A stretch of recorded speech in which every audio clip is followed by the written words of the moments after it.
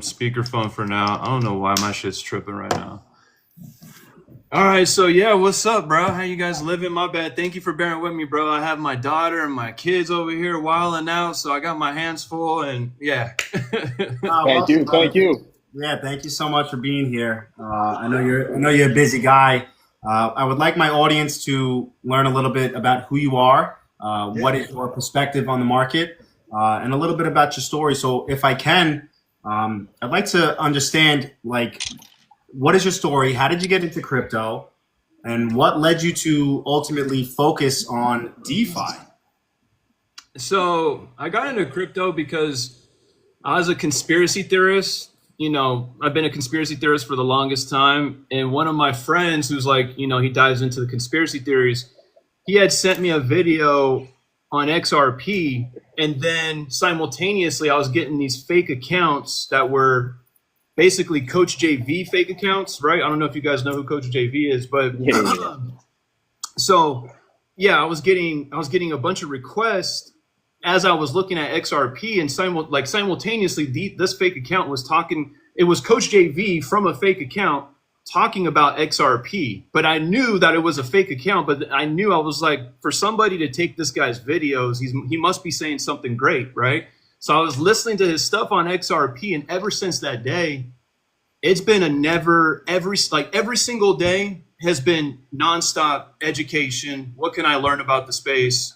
Let's dive somewhere about, you know, this project. It doesn't matter. Ever since that day, every single day, I go hard crypto, right? Just because I see the vision. I see, you know, just based, I don't know when you were born. I'm 85, so I've seen some things change, you know, from not having cell phones to having cell phones, not knowing what, you know, text messaging was to text messaging is like, you know, the norm now. But back in the days, it was really weird to get a text message, you know what I mean? And to see that world transform, I could see this new world with money and like the tokenization of real world assets also changing. I was like, dude, I see the vision. I was like, these projects are important to look at. Yeah, there's a lot of fraud, there's a lot of bullshit, but there's some gems when you really, you know, apply some elbow grease and you really do your homework and do your due diligence.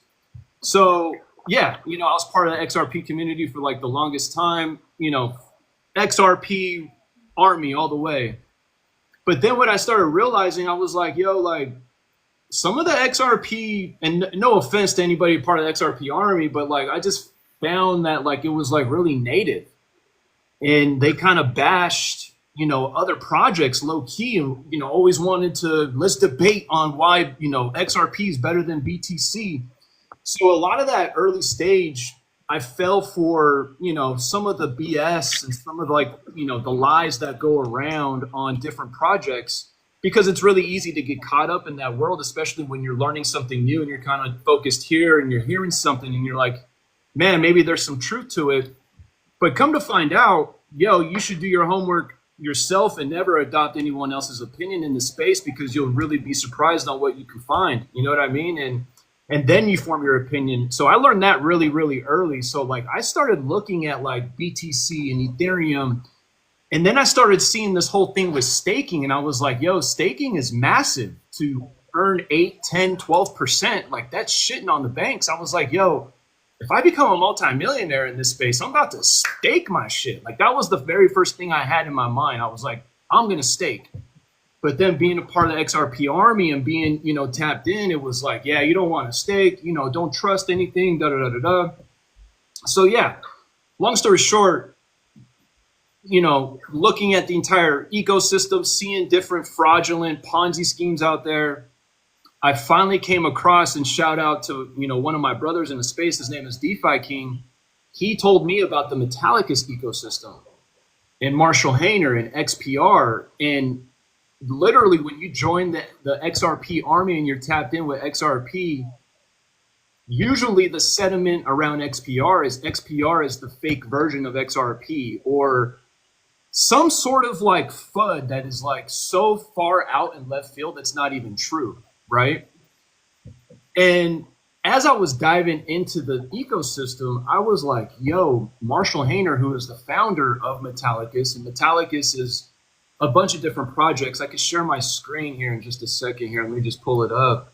but it's basically Metal blockchain, loan protocol, XPR network, and MetalPay, right? And that's all part of the Metallicus ecosystem. On top of that, in that ecosystem is KYC, AML, what is it? NYB, know your business. Marshall built all of that. He was thinking compliance and regulation 10 years ago. So he patented this technology so nobody can touch his technology. And he patented it and formed it based on seeing, okay, 10 years from now, like right now, it's not cool to KYC.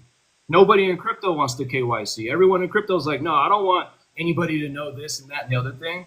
But he was like, that's not going to last forever. It's the wild, wild west right now. That's not going to last forever. So he was thinking, all right, well, when the banks get involved, we want to be able to provide for the banks. And with his background, considering he's a made man, like his dad or his grandfather is like one of the head honchos over at Merrill Lynch. And in my opinion, to be a head honcho at Merrill Lynch, I don't think they're just hiring based on if your resume has what it takes. I feel like you definitely need to have a resume, what it takes, but it's also about like who you know and like what you know and maybe what private fraternity you were part of in college potentially. I don't know. I'm just throwing things out there because again, I don't think just some average Joe can go and get that position. That's just my opinion. Maybe I'm wrong. But looking at Marshall Hayner and who he hangs out with as far as Richard Branson, and Richard Branson is a multi-billionaire. He owns Virgin, and he's good friends with Elon Musk, right?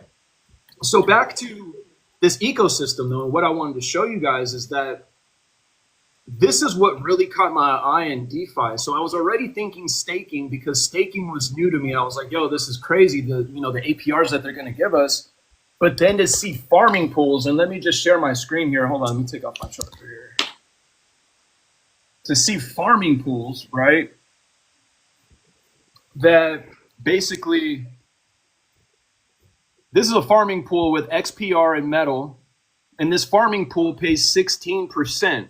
So when you're a liquidity provider in this farming pool, which there's $2.6 million total value locked. And forgive my screen, it's a little blurry right now. I got to get a new phone, so my bad. But seeing this ecosystem, right, is what caught my attention because now I'm looking at 16, 20, 39, 45% options. And I'm like, yo, this is mind blowing, right? So as I dug deeper, let me share some stuff that's going to blow your guys' minds, right? Because right now, I just kind of gave you guys the background of like, everything and how I came up, upon Metallicus and this whole ecosystem. Seeing these farms, really caught my eye. But check this out. When I started diving deep into exactly where these guys are at, what I found is actually pretty mind-blowing. And to be honest with you, if this was XRP that had this position to say this shit would be viral everywhere. But nobody is talking about the fact that Metal blockchain, basically it's a layer 0, right? And it's a fork of AVAX.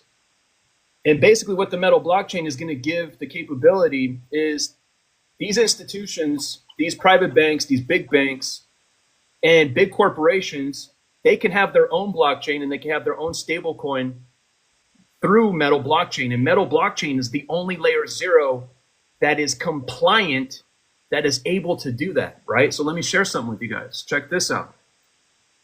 Metal blockchain, oh shit, I thought it's, my bad, hold on.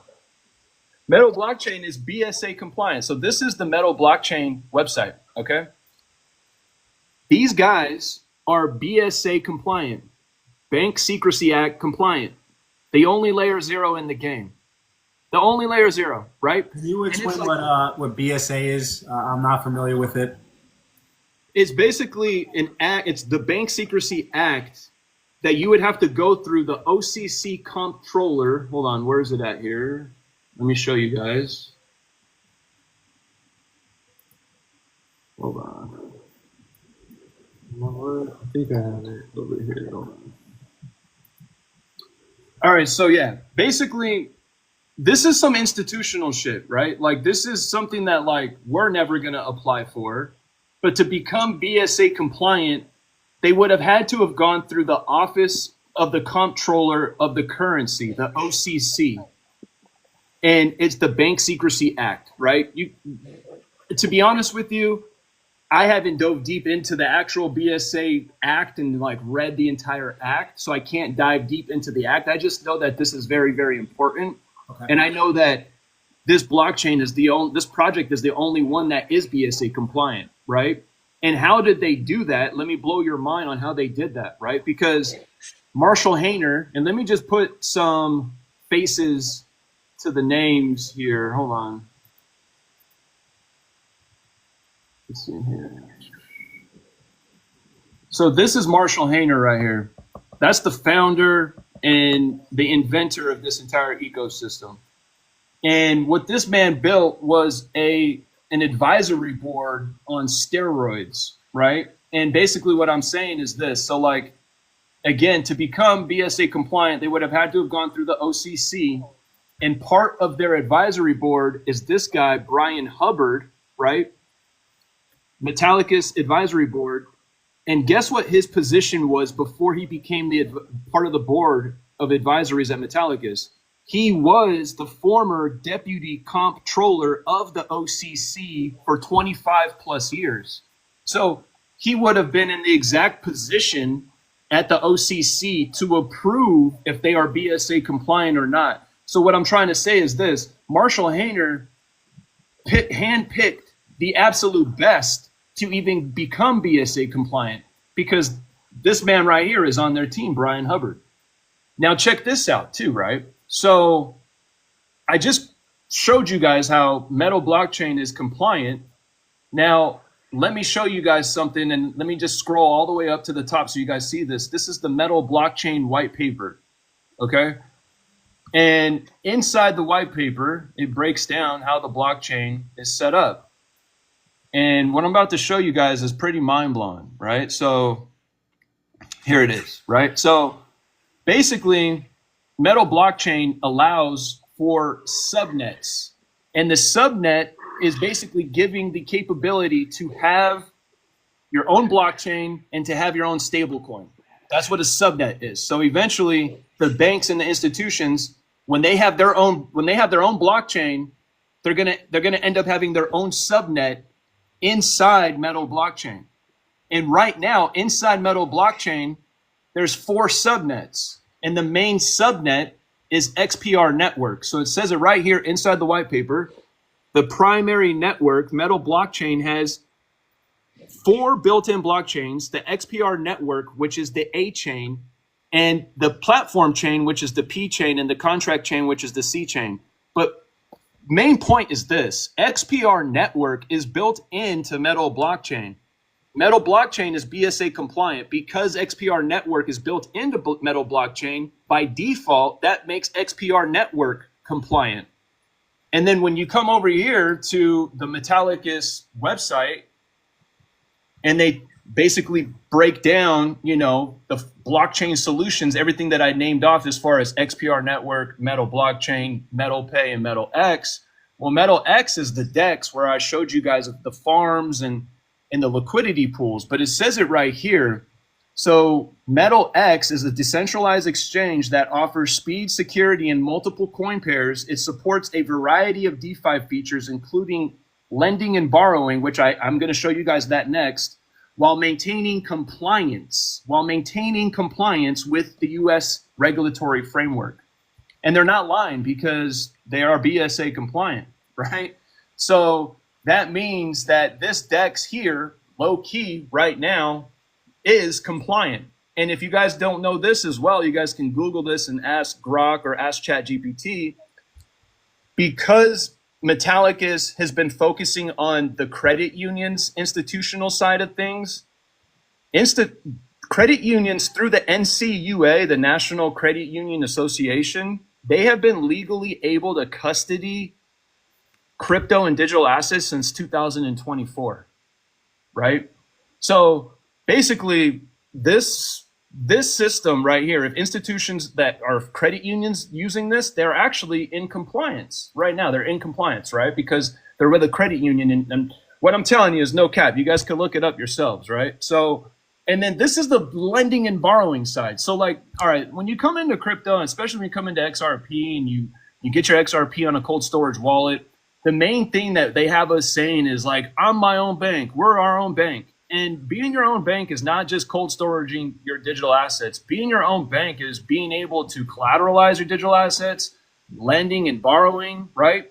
And this is the lending and borrowing side. So you can lend out LTC and get 20%.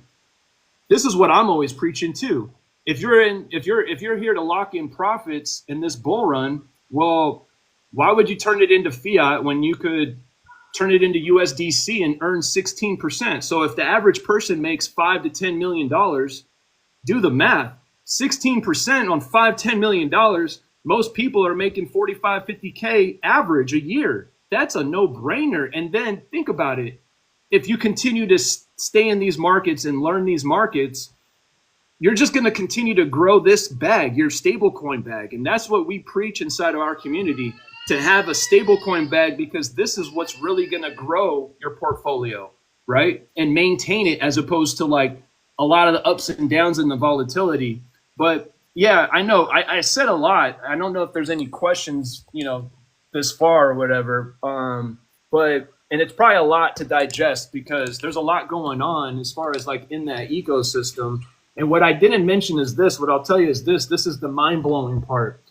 This MetalX lending platform is open source. Same with WebAuth Wallet and Metal Pay. So check this out. You know how you go to Costco, or even you go to a grocery store, and there's the name brand, and then there's usually the white label brand that's like from the grocery store and shit?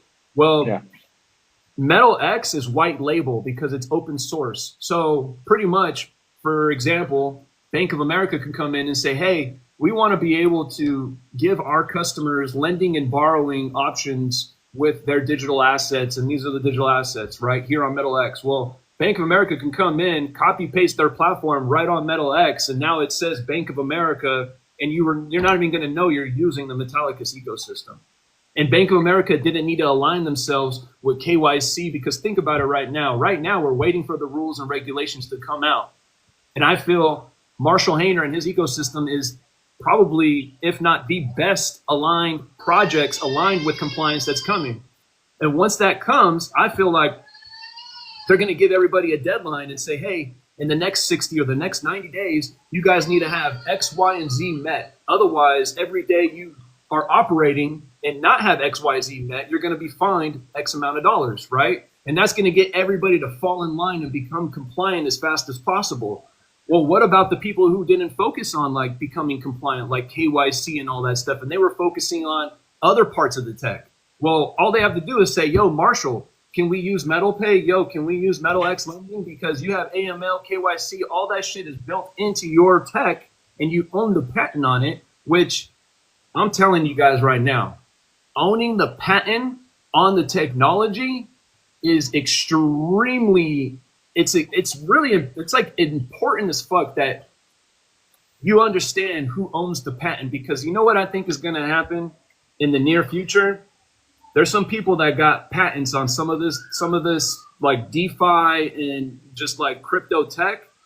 I feel like there's going to probably be some major lawsuits with like patent infringement, because like, she's okay? All right, hold on one second, guys. Hold on one second.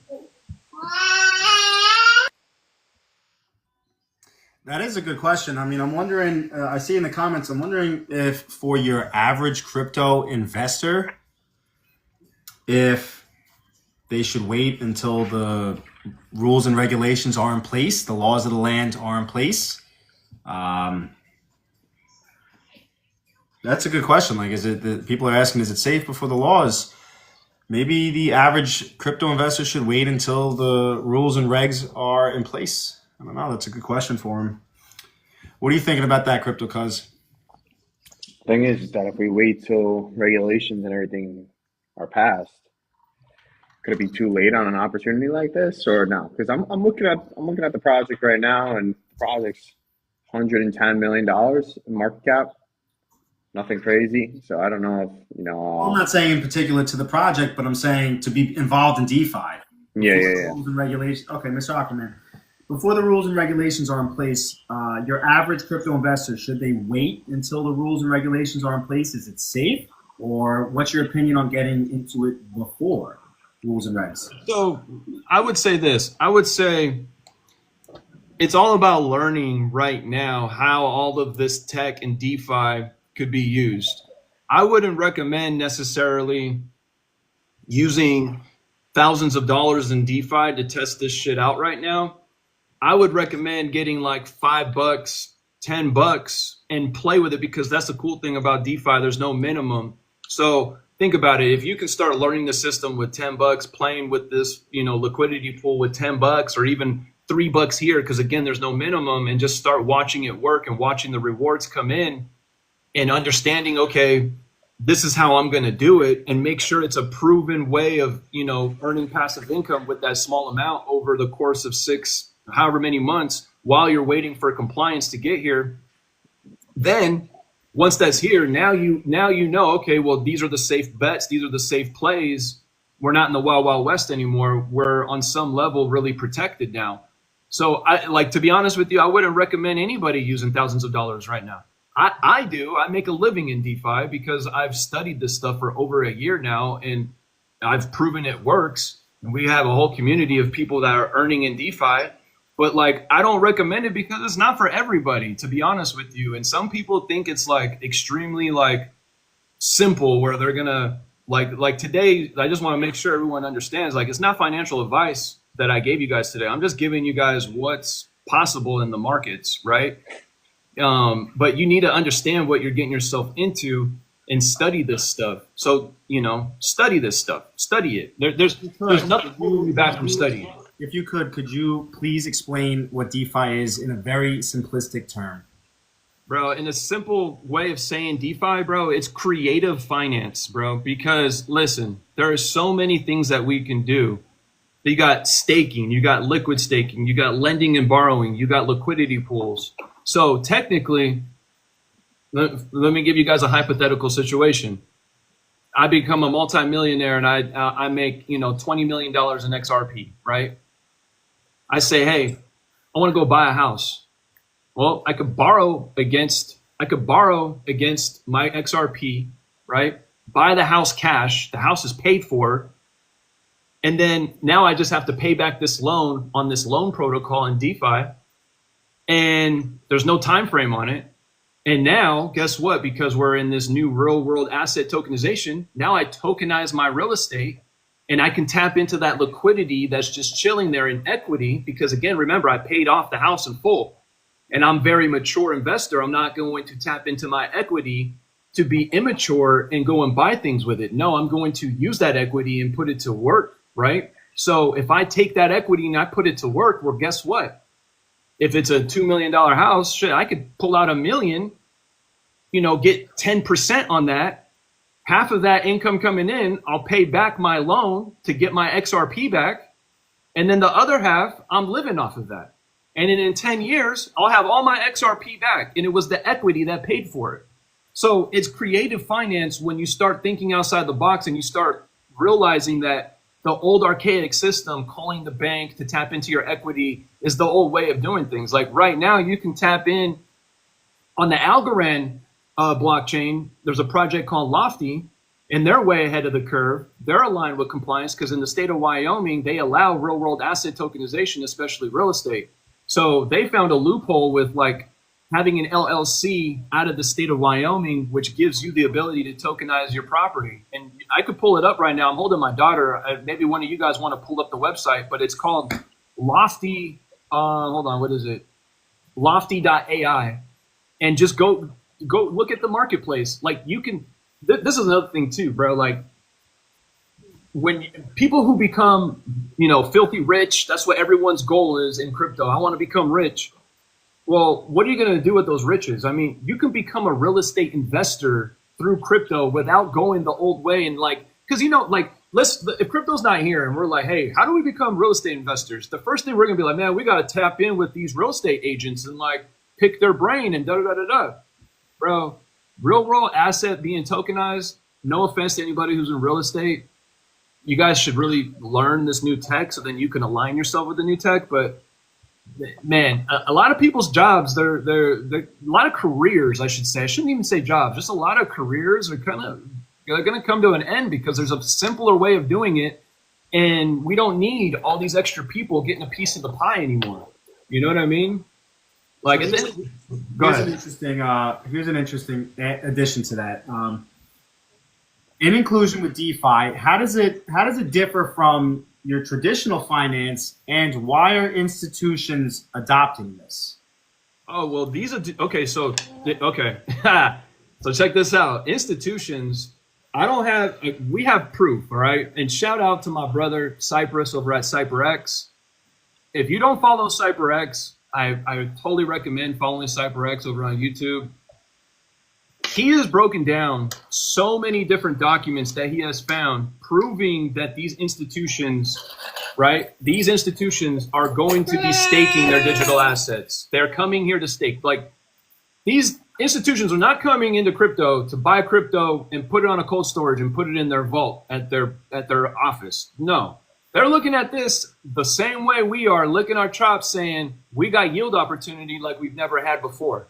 So if these guys are moving liquidity in the millions and the billions and the trillions of dollars, it's going to be a no-brainer for them to run nodes, become validators, right? Yes. And to participate in DeFi. Because when you stake as well, when you stake or you become a validator, you're strengthening the blockchain. Like today, I became a validator for the Metal blockchain. I opened up my very first node today on the Metal chain. And you guys know why I have a node now on Metal blockchain. I just broke down why I'm bullish on it, right? And I'll give you guys something else too. Those nodes, these institutions are definitely going to be running nodes too. 1,000%. 1,000%. So today, let me share something with you guys. You guys want to see something really dope? So my homie that helped me set up my validator today, he was breaking down AVAX, right? And he was like, yo, you know, Metal blockchain being a fork of AVAX, he's like, I've been looking at AVAX and just kind of comparing and contrasting. So the guys who became node runners and validators for AVAX, you know, 3 or 4 years ago, the average AVAX runner is like making $500,000 a year, bro. Some absurd amount, right? And when we were in the dashboard, which I'm going to try to open it up here. Hold on. The dashboard showed FIFA Games has their own node already, bro. And there was a whole slew of other gaming networks. And AVAX is geared towards what? Gaming, right? So think about it like this. These institutions are going to come in and want to set up nodes as well. And that's a sleeper because it's decentralized finance. We have the ability to put our pennies and our dollars next to their billions and millions. And that's why it's considered decentralized. It's an even playing field now. But what it's going to end up happening is a lot of us that weren't paying attention to crypto and weren't paying attention to like how to set up, you know, nodes and all that stuff, you're going to get priced out. Because like right now, it's like 50 racks to have a node over on AVAX. I don't know too many people. I mean, my circle of friends, but outside of my circle of friends, I don't know too many people who has just 50 racks ready to put into an AVAX node. And that price is just going to go up. And think about it. If institutions come in and they end up using Metal blockchain, they're going to for sure have their own node. It's like a given. You know what I mean? Chat, yes or no? Do you guys think that DeFi will replace banks in 10 years? The next thing I'd like to jump into, brother, as an educator within our space, guys, Mr. Aquaman is the co-founder of the Wealth Club 28. This is a club that'll teach you how to grow your money with crypto without having to rely on the banks and to earn passive income with your crypto without selling it. So could you please explain Wealth Club 28? What is its mission? Is it a community? Is it a course? Is it a platform? And how can users sign up? Yo, it's a community. We got hundreds of people inside the community. We get together every single day. We're chatting, whether it's in the Discord or a Zoom call. And it's a tight niche community where we all stay tapped in, because think about it like this too. There's how many blockchains? So like DeFi Llama, hold on. DeFi Llama is probably showing us what?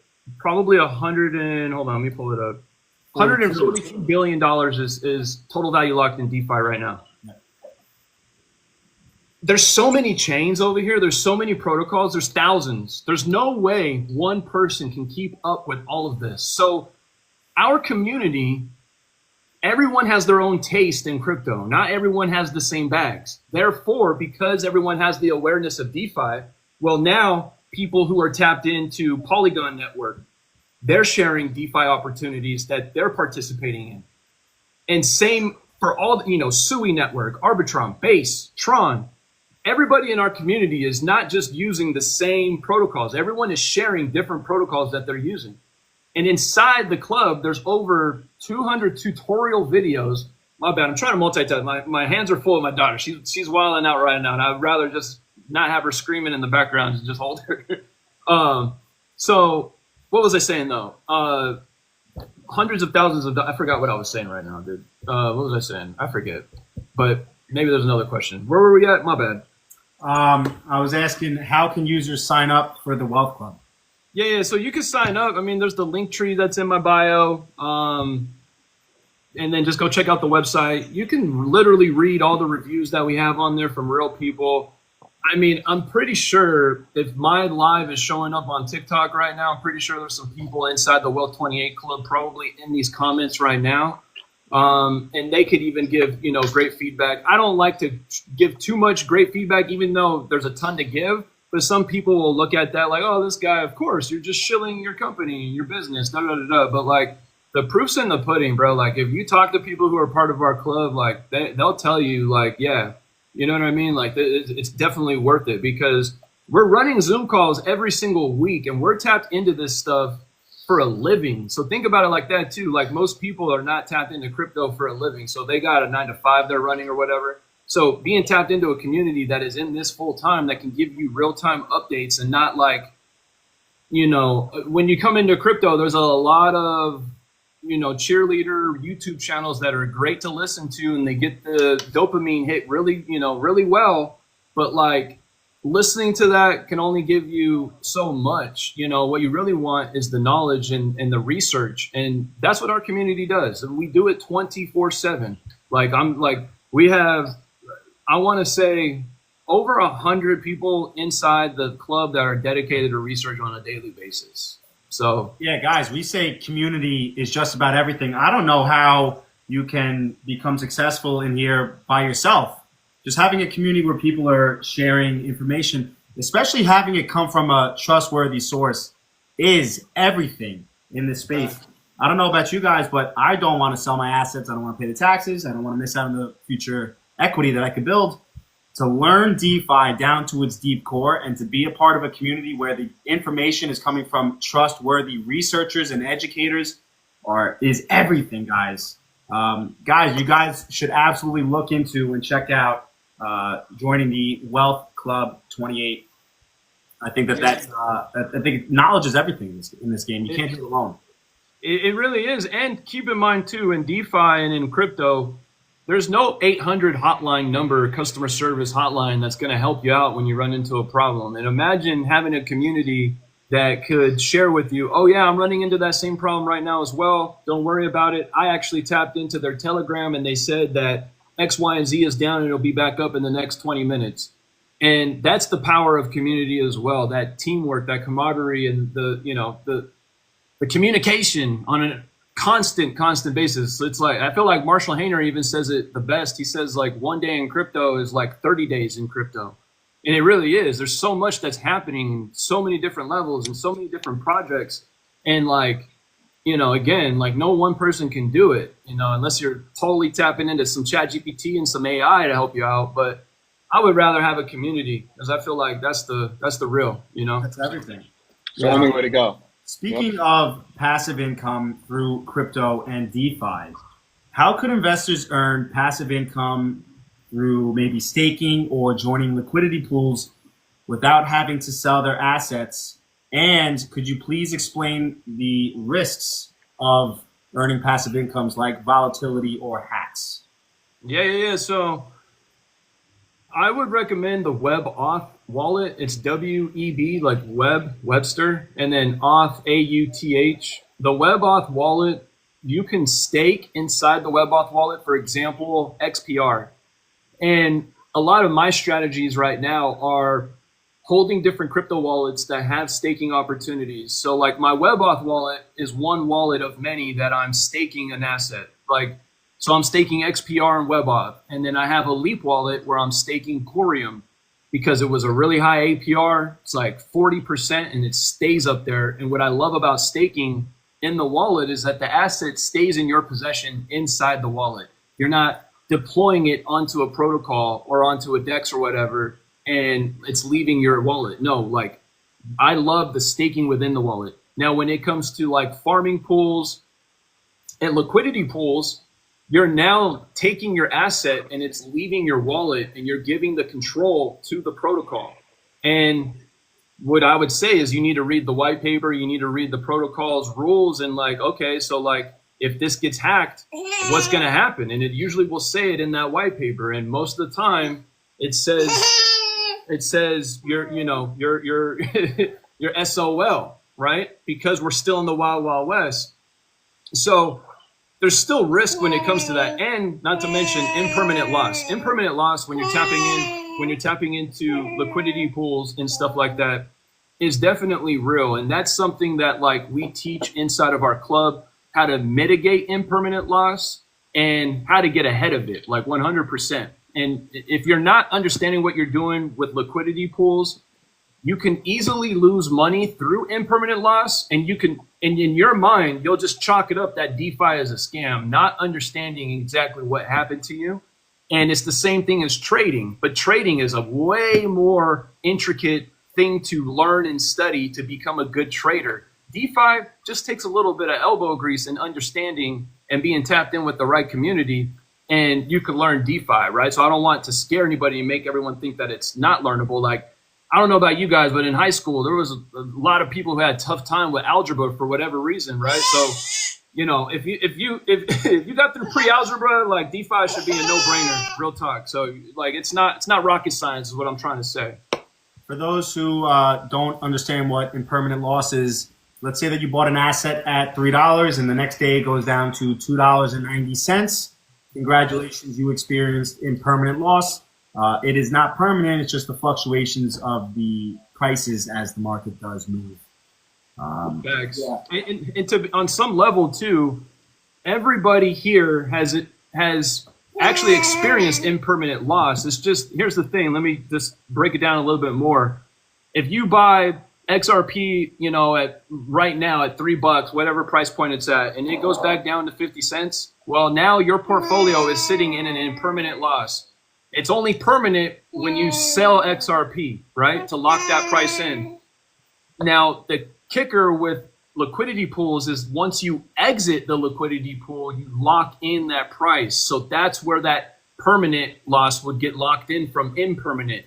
And that's why it's like what we preach inside the Wealth 28 Club is never get tapped into a liquidity pool with two different digital assets that you're unaware of.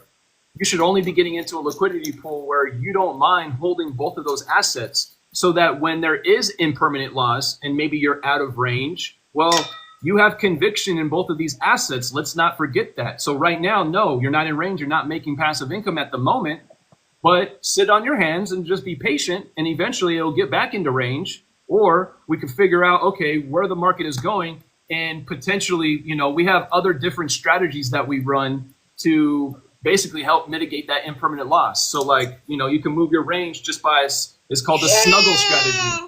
My daughter is wilding out, guys. My bad. You guys, I don't really see her head over here. I'm trying to multitask and like give her things to keep her. You're good. You're good. Yeah. To best of my knowledge, the safest thing, especially with automated market makers, that you could do would be becoming a liquidity provider between the asset of your choice and a stable coin. As far as I'm aware, that is probably your yield may be less, but as far as I'm aware, that lack of impermanent loss between the two assets, one of them is not as volatile. Yeah. You're doing. Yeah, I recommend. So also too, when you're pairing up like a blue chip with a stable coin, you really want to make sure that they're correlated as well, which means they're kind of moving in tandem with one another. Because if one of them is off and they're moving differently, then you could also find yourself in some impermanent loss when entering a stable coin blue chip pool. But that's the thing that we teach inside Well 28 Club, and I'll give you guys this gem right now since we're on. You could go to DeFi Llama and go to the left-hand side on the dashboard and look at the tools, and there's the correlation calculator. And what you could do is you could put in, okay, you're interested in maybe XRP and RLUSD liquidity pool. Well, make sure that it's correlated. If it's correlated, over 80%, 0.8, and it's green, I would recommend it. If it's like in the red, I would probably hold off on that pool until it gets a little bit more correlated, because you potentially may find yourself in impermanent loss. So there's before, inside the club, we teach basically a checklist before you even enter a liquidity pool. And that's why we don't recommend jumping into liquidity pools without the help of some people that know what they're doing. And that's why we recommend tapping in with us at the Well 28 Club, because now you're going to understand this stuff. Like, why not pay a little bit? It's either you pay and you lose money to learn, or you can pay some people that are doing it already and learn it faster and, get ahead in the race fast. Yeah, absolutely. You are the shortcut to failure, as well as hours, if not weeks or months, of trying to do it yourself. I don't know how these people are even attempting to do it themselves. Chat, I would like to ask you guys, do you guys plan on selling your assets and living off of the principal? Or do you guys plan on earning passive income and living off of the interest? I think the answer is quite clear for all three of us. Yeah. Mr. Aquaman, the next thing I would like to jump into and pick your brain about is a little bit about crypto security and avoiding hacks. In 2024, DeFi hacks caused losses totaling 1.5 billion across various platforms. So do you have any tips how your average investor could protect their assets? Maybe this is wallets or multi-signature setups, checking the smart contract audits, and avoiding phishing. Yeah, I would. Right now, I don't recommend putting your digital assets on any protocols or anything right now. My entire DeFi portfolio is staking, and then I'm using the Metallicus ecosystem. So yeah, there's gonna be more rug pulls. There's gonna be more losses, and we're not preaching to go and put your money out there right now, because it's dangerous right now to do that. Hold on one second, bro. She just wants to be a part of the conversation. She's saying 18%. 18%, that's crazy. I want 18%.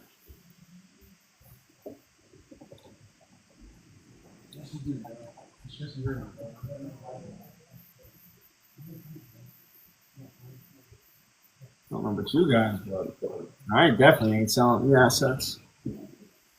Hell nah. Absolutely not. My bad, guys. I'm back. No, So, yeah, all right. So, yeah, back to, because you're bringing up a solid point right now, bro. Like, you're ranting and raving about DeFi, right? And there's how much money that was lost, 1.2 or 1.4 billion. That's a lot of money. And right now, it's the Wild Wild West. And I'm going to be real with you. Part of that 1.5 billion, whatever number you gave, I've lost thousands of dollars by messing with the wrong protocols, messing with a Ponzi scheme, not knowing it was a Ponzi scheme. That's why we don't recommend fucking with any of this stuff right now at the moment. Like, not even like Aave is safe, in my opinion. It's just not. Like, and there's how much the second largest platform. Yeah, bro. Like, until we have some FDIC insurance and some sort of clarity as far as like, okay, if this does get hacked, are we getting reimbursed? Yep. Everyone is still playing at their own risk. So it's just, I wouldn't do that. And that's not what we preach. Right now, what we talk about inside the club is, okay, compliance. Who's aligned with compliance? Who's on their way with compliance? All right, this is working for us. And we're playing with small amounts. And again, we're just looking at everything compliance because this is what we're seeing. This is what I'm seeing too. It's like, and Marshall Hayner said it just recently too. They asked him, they said, hey, how soon do you think the banks are going to be using all this stuff? He said within 12 months. So we're about to see an alt season like we've never seen before because institutional money is coming in for the very first time. And we have regs coming in. We got a pro crypto White House. This is some different level shit that's about to happen. Simultaneously, we're going to have rules and compliance around DeFi. So right now is the time to just be patient, continue to stack your bags, continue to create cash flow so you can stack your bags, because most people think that these prices, we're going to come down to lower prices in the future. In my opinion, the liquidity that's coming in from the institutions is going to set a new standard. Like there's only $3.84 trillion in crypto right now. That is peanuts compared to what is coming. So we are never going to see some of the prices that we see today ever again. There's going to be a new standard of all-time low in the future. So this is the time, to be patient, protect your assets, understand DeFi right now, because this is what's going to happen too. If you guys don't understand DeFi right now, the euphoric feeling of making money, and I've made a lot of money in my life. Like I've had multiple businesses, sold businesses. I know what it feels like to have money. And for the past 3 years since I've been in crypto, I've been acting as if I'm like pretty much broke, because all my extra money, every single fucking penny goes into crypto, because I know that these prices are never coming back down to these prices ever again. So I've been living extremely frugal, and I've been learning DeFi because I know once this shit hits, I know exactly what I'm going to do with my money. And I'm not going to get caught up in that euphoria and go and buy all this shit, go on all these vacations, and then one day wake up and look at my balance like, what the fuck did I do with my money? That's not going to be me, but that will be most people who don't study this shit. So, write it off all you want and give yourself some sort of coping,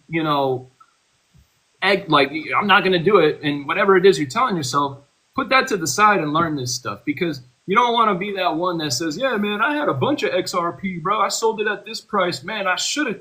Man, look at it now. Yeah, I know, bro. It was fun while it lasted.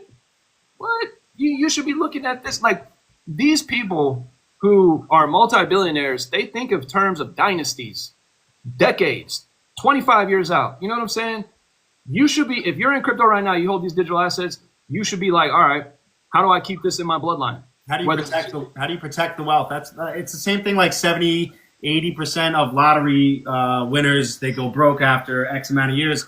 It's simply because they continue to spend like with the poor mentality or the middle class mentality. They are consumers. The wealth, they don't necessarily even want to touch the principal. They want to live off of the interest. It's having your money make money for you while you're sleeping. And one of the best ways in this space to do it is through staking or becoming a liquidity provider, DeFi. Now, for the average person out there, maybe this is not the right time for you to jump in. Maybe you want to wait for the rules and regulations and let everything start to settle. But do your due diligence now and take the time and to learn about how you can actually become your own bank, how you can be a lender, or you could take loans. How can you earn passive income with your bags without ever actually having to sacrifice it and sell it back into that fiat currency, the same currency that you got out of? You got out of fiat into digital assets, and you're going to go out of digital assets back into fiat. Makes no sense. Makes zero sense. Yeah. Aquaman. Most people don't have institutional grade custody at Anchorage Digital or something like that. But is there any cold storage wallets? You can let her know, our community. Maybe like a Ledger or like Decent Wallet. Which ones do you think are the most reliable in your opinion? Yeah, I would first off recommend never buy a crypto wallet on Amazon or on TikTok. No offense to anybody who sells them, but just don't buy it off of there because it can't be tampered with. But the two wallets I recommend, my number one is Tangem. And the reason why I like Tangem is because my keys are never written down anywhere with Tangem. My keys exist inside the card, and you would need the card along with my biometrics and along with a PIN code that I know to even tap into my into my wallet, right? So the level of security that is with the Tangem card is next level. And what's so dope is that if you have the Zaman wallet, you can order the Tangem card right through the Zaman wallet, and it's a special edition one that has XRP's logo, and you can turn your Zaman wallet into a cold storage wallet with the Tangem card. And then my second wallet would be Decent Wallet. And as a matter of fact, Decent was my very first wallet I got in crypto, and then I came across Tangem, and I have like, I want to say like 10 or 12 different Tangem wallets because I use certain wallets to connect in DeFi, and then I have other wallets that are like long-term bags, but Tangem and Decent for sure. Cool. Yeah. I would like to jump into RWAs, right? Yeah. That's right. Real-world tokenized assets. How are the DeFi platforms bringing traditional assets onto the blockchain, which in result is creating a brand new investment class? I know you were talking about real estate. The idea that we can have fractional ownership of real estate and we can invest into a rental property that's in Manhattan. It's a 30-story building. Every building is getting a floor of an office or maybe retail tenants. The ability to invest into these asset classes, same way you kind of would a stock, right? You would have a share of that piece of land, and then you can earn passive income in the same way like a stock would do with dividends. Real tokenized assets. Could you maybe simply explain to people how does tokenization work, and what are some projects that you are interested in? I mean, tokenization is really easy. It's just think about the value of that item or of that real world asset being on a blockchain. So like the tokenization of real estate is going to bring the liquidity of the house value onto the internet, onto the blockchain. And now you can tap into it like this. Like you don't need to call the bank to go through the old archaic system to tap into it.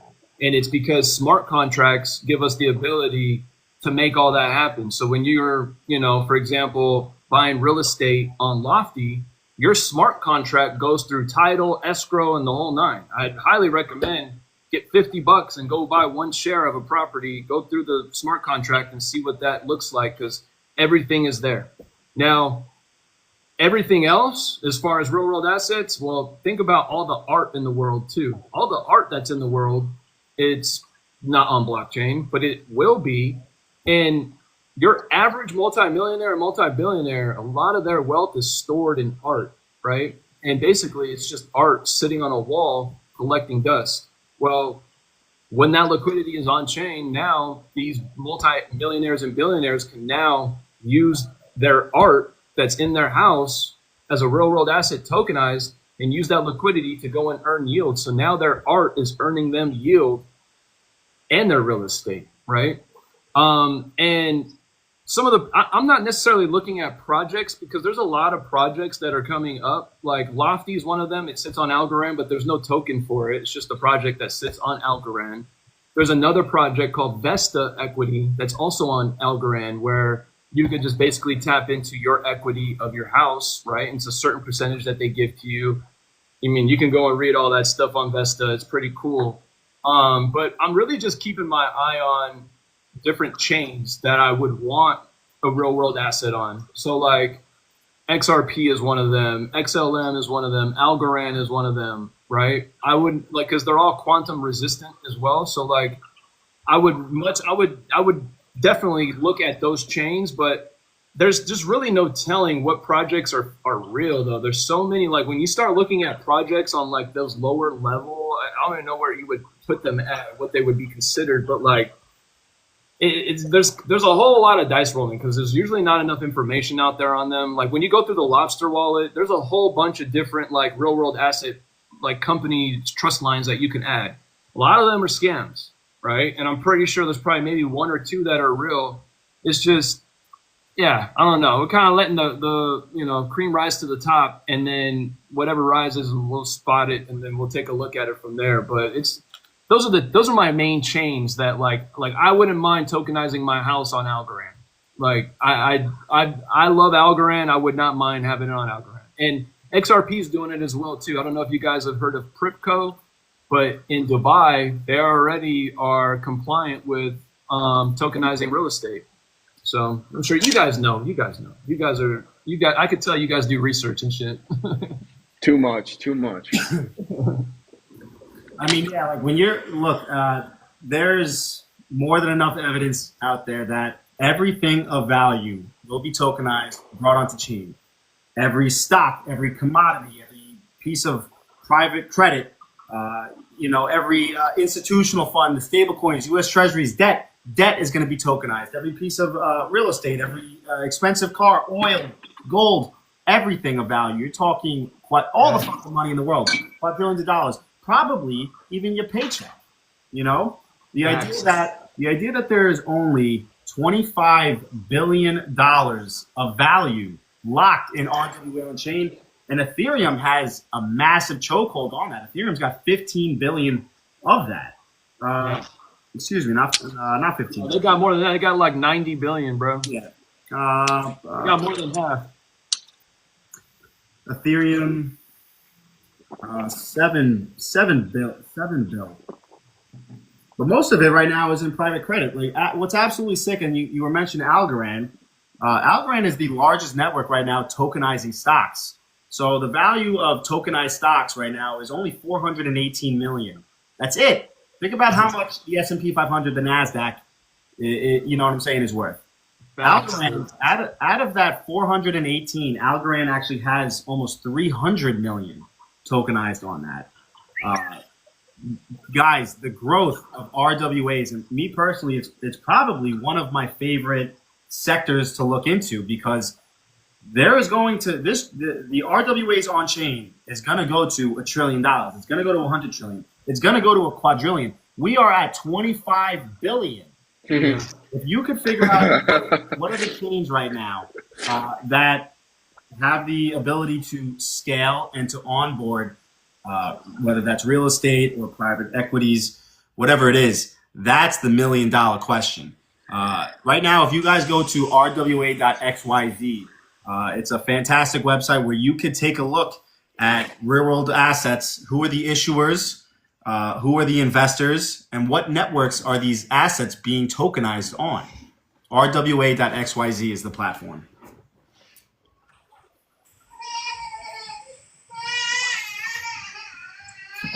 Yeah, bro. Real world assets are it's gonna be mind blowing what that's gonna do. Like the moon boy prices that we hear, when you start talking real world asset tokenization, that shit, I feel like a lot of those price points, who knows when it's gonna come to fruition, but there's a strong possibility for it to happen. You're talking trillions, quadrillions of dollars. I mean, even the DTCC and how much money moves over there, right? And they got a patent on XRP and XLM, both technologies.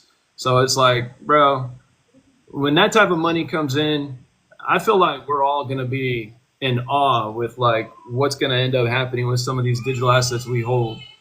When that happens, who knows? But do you think it will most likely be like an overnight switch type of thing once all this stuff gets No, it's happening right now. I feel like it's happening right now in slow motion. So like we're seeing pieces of the pie get put together.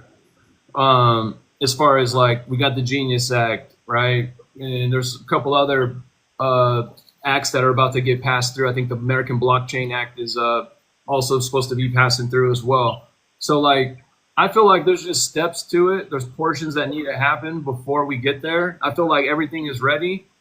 Could we see like some overnight shit? Potentially. I mean, like price movement wise.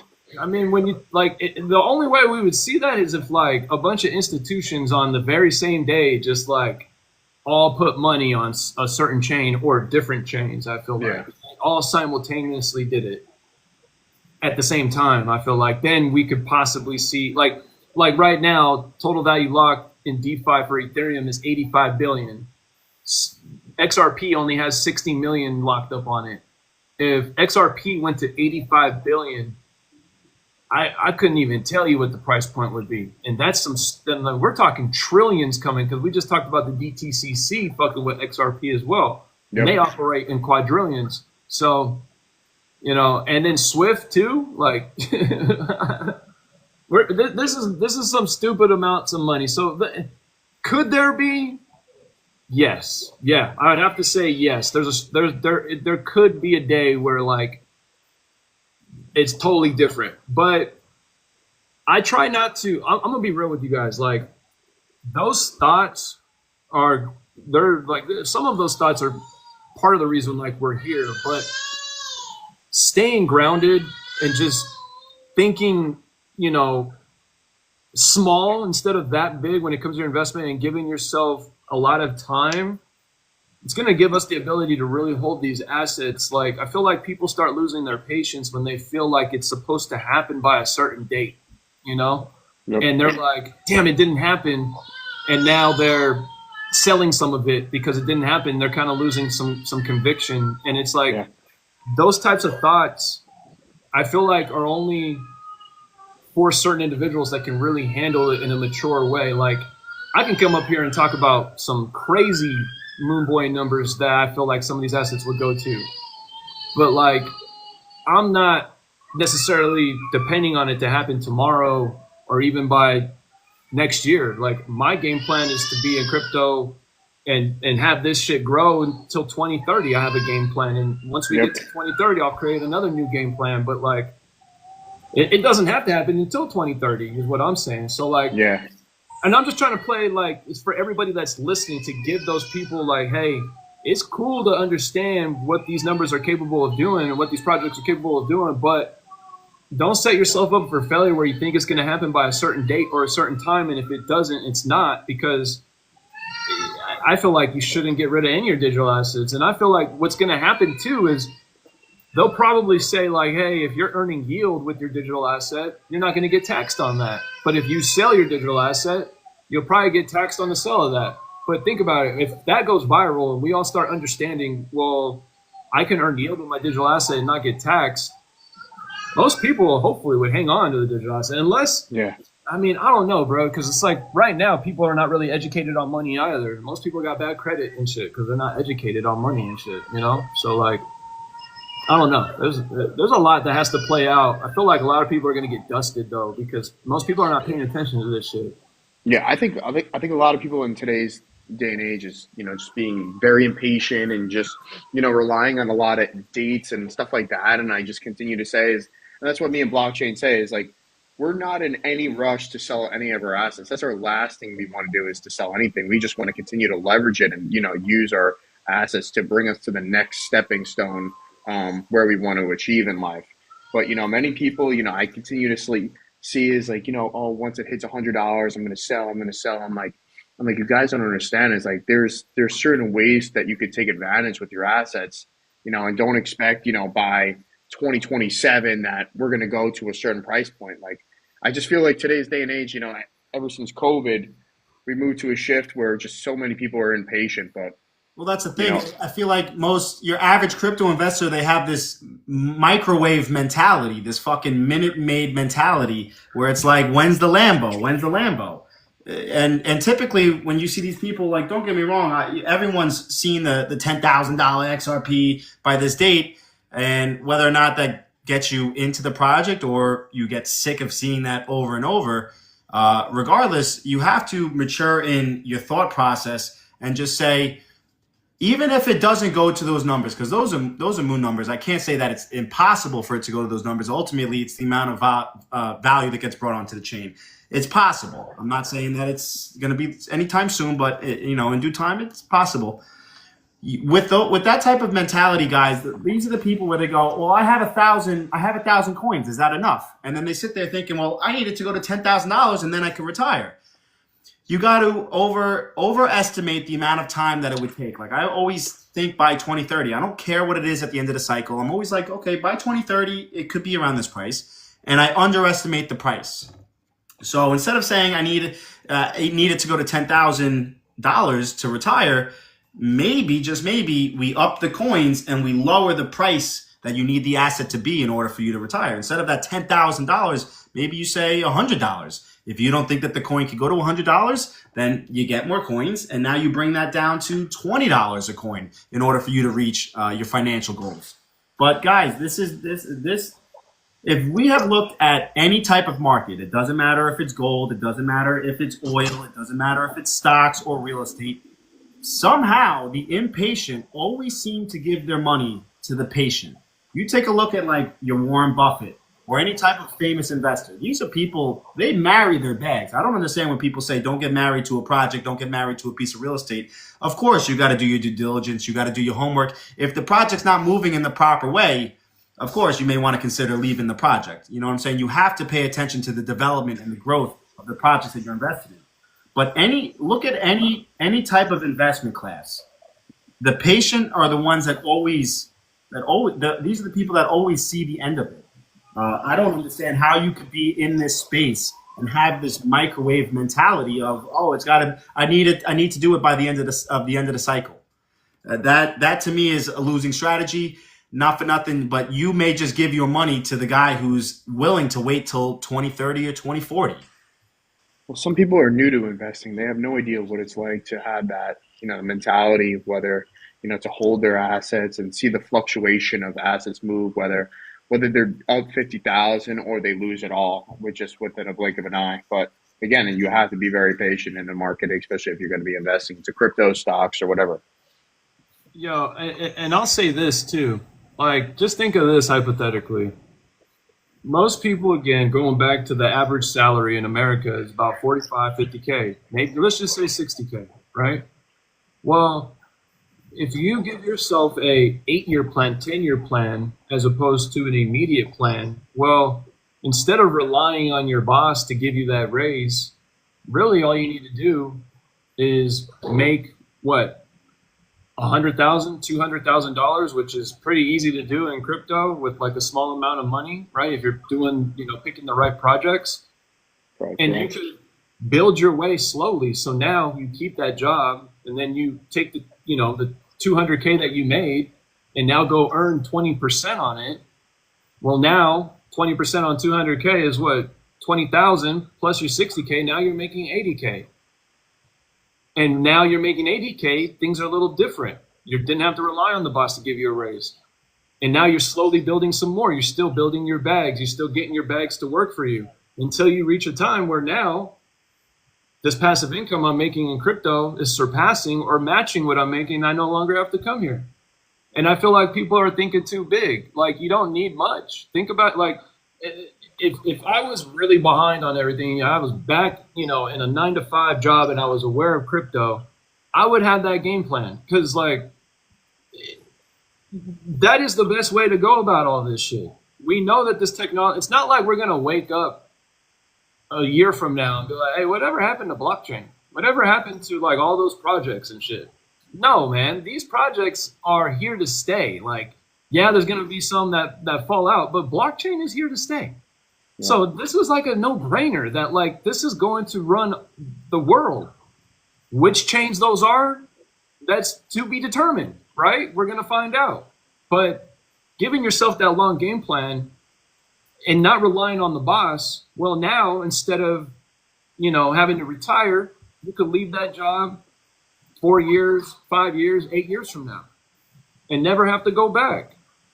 And just think about in your own scenario, like I gave a very small number. You could make $500,000. Hell, you can make $1 million, right? You can make $1 million. Most people are not going to look at that million. And million is a really small amount too, right? Million is a very small amount. But it's not small if you're earning yield on it, because now 20% on $1 million is 200K. I would rather take 200K for the rest of my life than cash out that $1 million. And if I did cash out the $1 million, I'm just going to end up putting it to work so where I could make 20% on it. You know what I mean? To make the 200K, it's like we got to be mature people too and live within our means of the cash flow that we can generate for ourselves. You know how many people are going to make that $1 million and go out and live as if they are a multimillionaire? Yep. Guys, look, we could sit here and we can educate you guys, talk about projects that we're really interested in and things that we're researching, why we believe in the longevity of some of these projects. But ultimately, what's the point of it if you don't have the financial education to sustain yourself for the next 30, 40, 50, 60 years of your life? What's even the point of coming up with generational wealth if you don't even educate yourself on how to pass it down to your generations? There's a lot of influencers out there that want to hype up these projects. They want to speculate on it. Very rare do you come across people that not only tell you about the projects, but they try to formulate and get the rust off from the propaganda of being a good worker in America, right? Go to school, get good grades, get a good job, put money in your 401k, retire when you're 60. What's the point of coming up on these projects if the people that you trust that are trying to educate you in the space are not also talking about taxes, not talking about custodying your assets properly? What do you do with the money, right? Know the difference between good debt and bad debt. Robert Kiyosaki. Guys, this is just as important as picking the proper projects. Is the day's going to come. There's going to be a lot of you guys that are going to be welcomed into that 1% club. You're going to come up on generational wealth, whether for that for you that's 250,000, or if it's 25 million. There's going to be a lot of you that do come across fuck you money. And if you don't know how to protect it, if you don't know how to pass that on, if you don't know how to turn that into even more, then I wish you the best of luck. This is not the game for you. You know what I'm saying? Chances are you're gonna go back to that 9-to-5 job that you left 4 years ago. Financial education is everything in this space. Guys, please, Aquaman, Cuzzy, and me, myself, we try to not only just talk about the projects, but we try to get you guys thinking as what is the best way to protect the assets, but to pass it down to my children.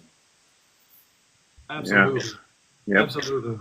And then running it back to like nodes, right? So let's just say, because like I just got my node today with Metal Blockchain. I'm super stoked. It's like not an easy task. I had a super, super cool individual from the TDBN community basically run everything and get everything set up. But imagine Metal Blockchain turns into one of the most massive blockchains, and it ends up being the go-to blockchain for these institutions.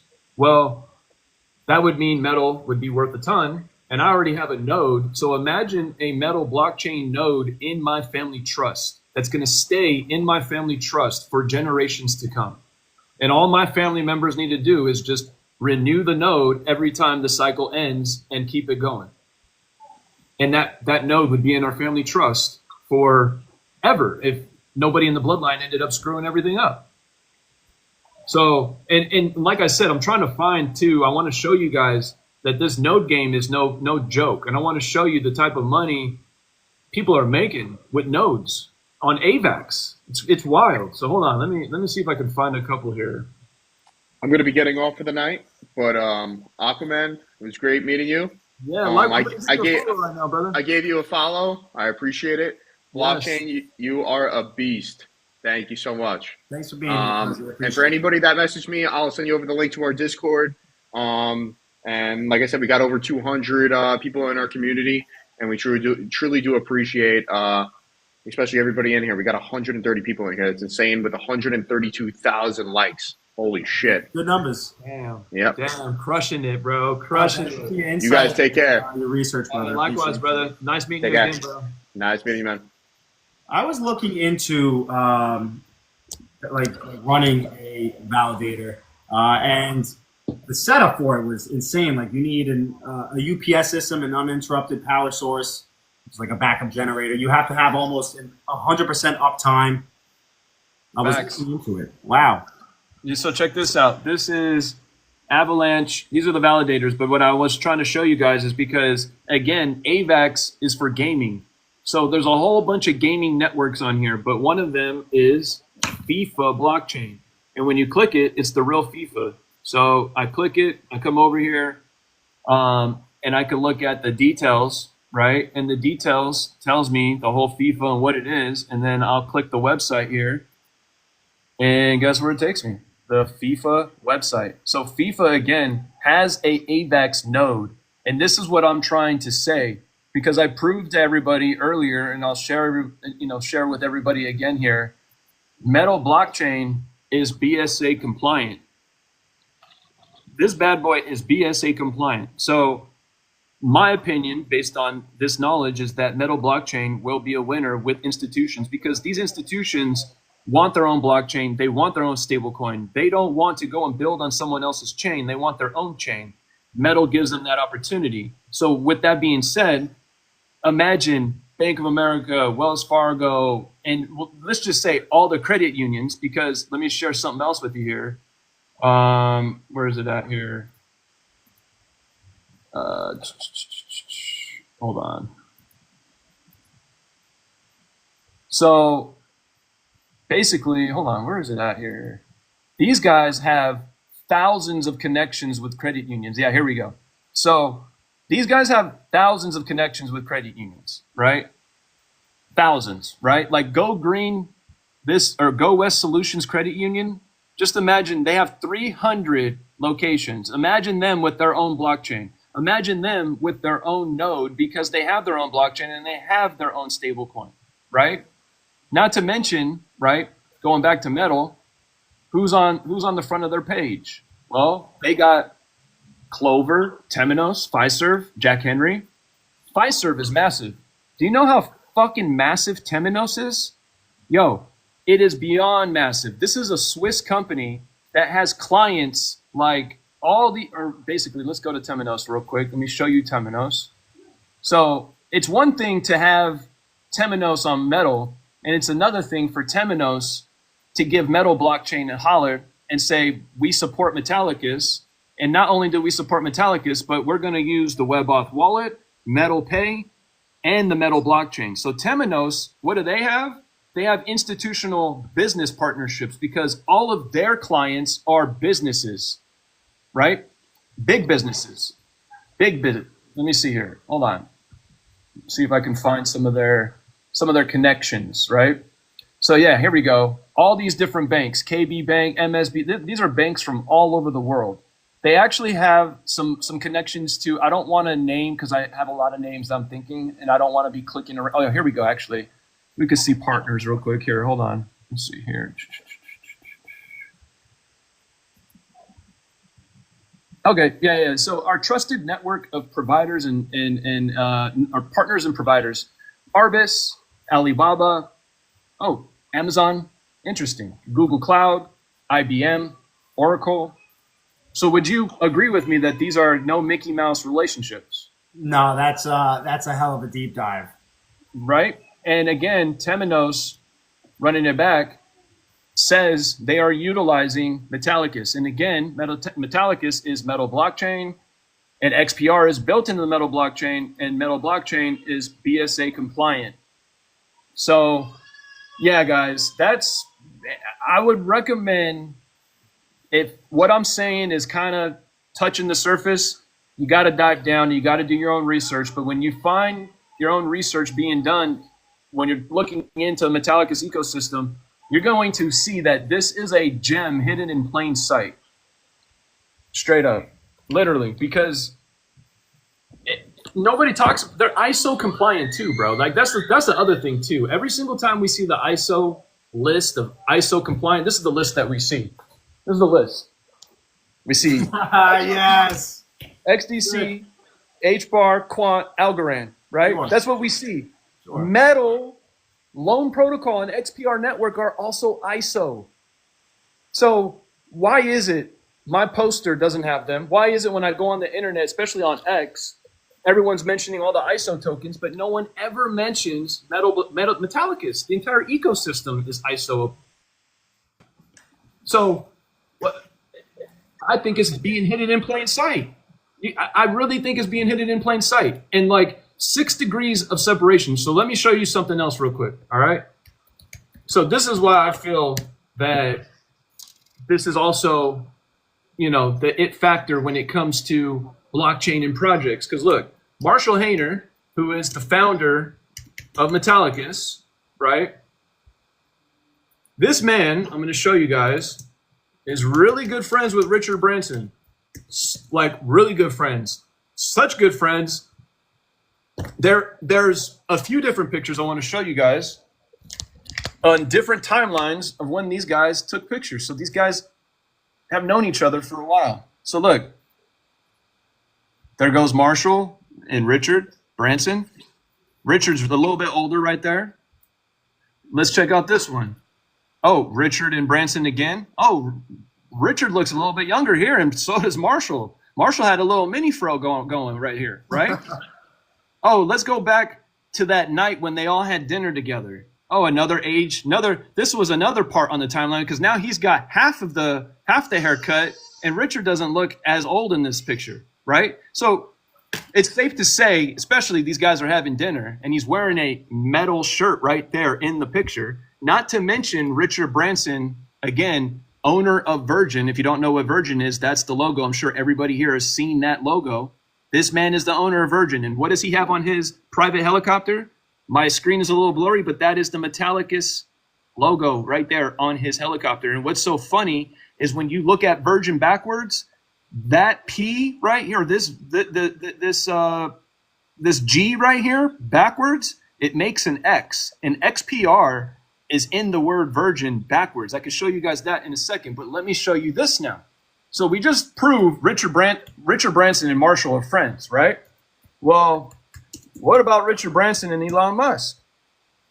Oh, these guys go way back, first off, because Elon's young and Richard is hella young. He got long hair, looking like Mr. Aquaman himself, right? And then you take it back to something recent. Yo, you got Elon Musk with the dogs out. These guys must have had a barbecue at one of their cribs, and these guys are hanging out. They're so comfortable that Elon's got the dogs out. Like, you can't tell me these guys ain't good friends. Look at these guys. They're at somebody's house. That is a pantry in the background. I don't know if he's at his house or he's at his house, but they were at somebody's house. These guys have been knowing each other, right? Wow. So with that being said, again, bro, Marshall Hayner, and again, let me break this down to you too, actually, because I don't know if Brendan's in here or not, but he had told me to talk about this. So going back to these patents, there's a guy by the name of Reggie Middleton. Have you heard of him? No. All right, bro. This week, if you get some time, I'll DM you his name. Look into Reggie Middleton, okay? Look into what he's talking about. This man is a brilliant individual. He owns 7 patents in crypto. 7, okay? His patents basically prove right now Coinbase, Uniswap, a bunch of even Aave, a bunch of different protocols and exchanges are operating in patent infringement based on what his patents say and what they're approved for, right? So what I'm telling everybody is this. Nobody really understands who Reggie Middleton is, nor have they heard of him or looked into him. He is the proof that patents do matter, because he's been a court battle with all of these guys for over 5 years. And his attorney randomly ended up not here no more, okay? So use your imagination, young guy, young attorney, why he ain't here no more. Use your imagination, right? I'm using mine, use yours. So with that being said, you go to Reggie Middleton's page, he's always talking about his patents. He's always talking about this. He's always talking about the battles. He's actually the DeFi inventor. He owns a majority of his patent aligns with decentralized finance. So they call him the king of DeFi, the creator of DeFi. He is the creator, right? Now, Bitcoin, when I first came across it and I came into the game, I was buying a bunch of Bitcoin along with my XRP because I was programmed to think I need to have Bitcoin part of my portfolio, okay? Long story short, I ended up selling it all for XRP. Actually, it was a good move because I ended up making more money. But after I sold it, I want to say maybe 8 months after studying DeFi,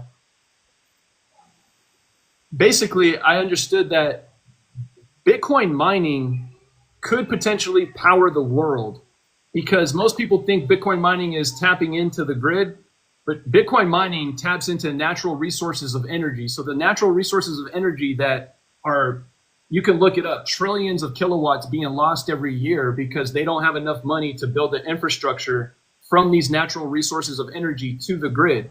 But what people don't understand is that you can set up a Bitcoin mining facility with like tins and shit in the middle of nowhere and start tapping into that energy and mine Bitcoin with it. And with the leftover energy, you can sell that and put that back into the grid.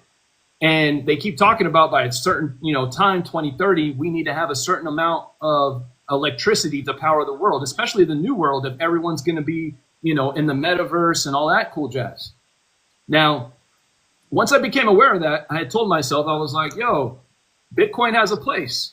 I need to get myself some Bitcoin after this bull run. But bringing it back to patents now, because I said all that to bring it back to patents. Reggie Middleton, shout out to Reggie Middleton, because after watching his YouTube channel, this is where I got everything I'm about to give you. Nobody knows who owns the patent on Bitcoin. And most people are programmed with what AI tells you, that Bitcoin can't be patented because it's decentralized. And that couldn't be further from the truth. And Reggie Middleton proves that. And what he is saying is, and I agree with him, so I feel like this could potentially happen.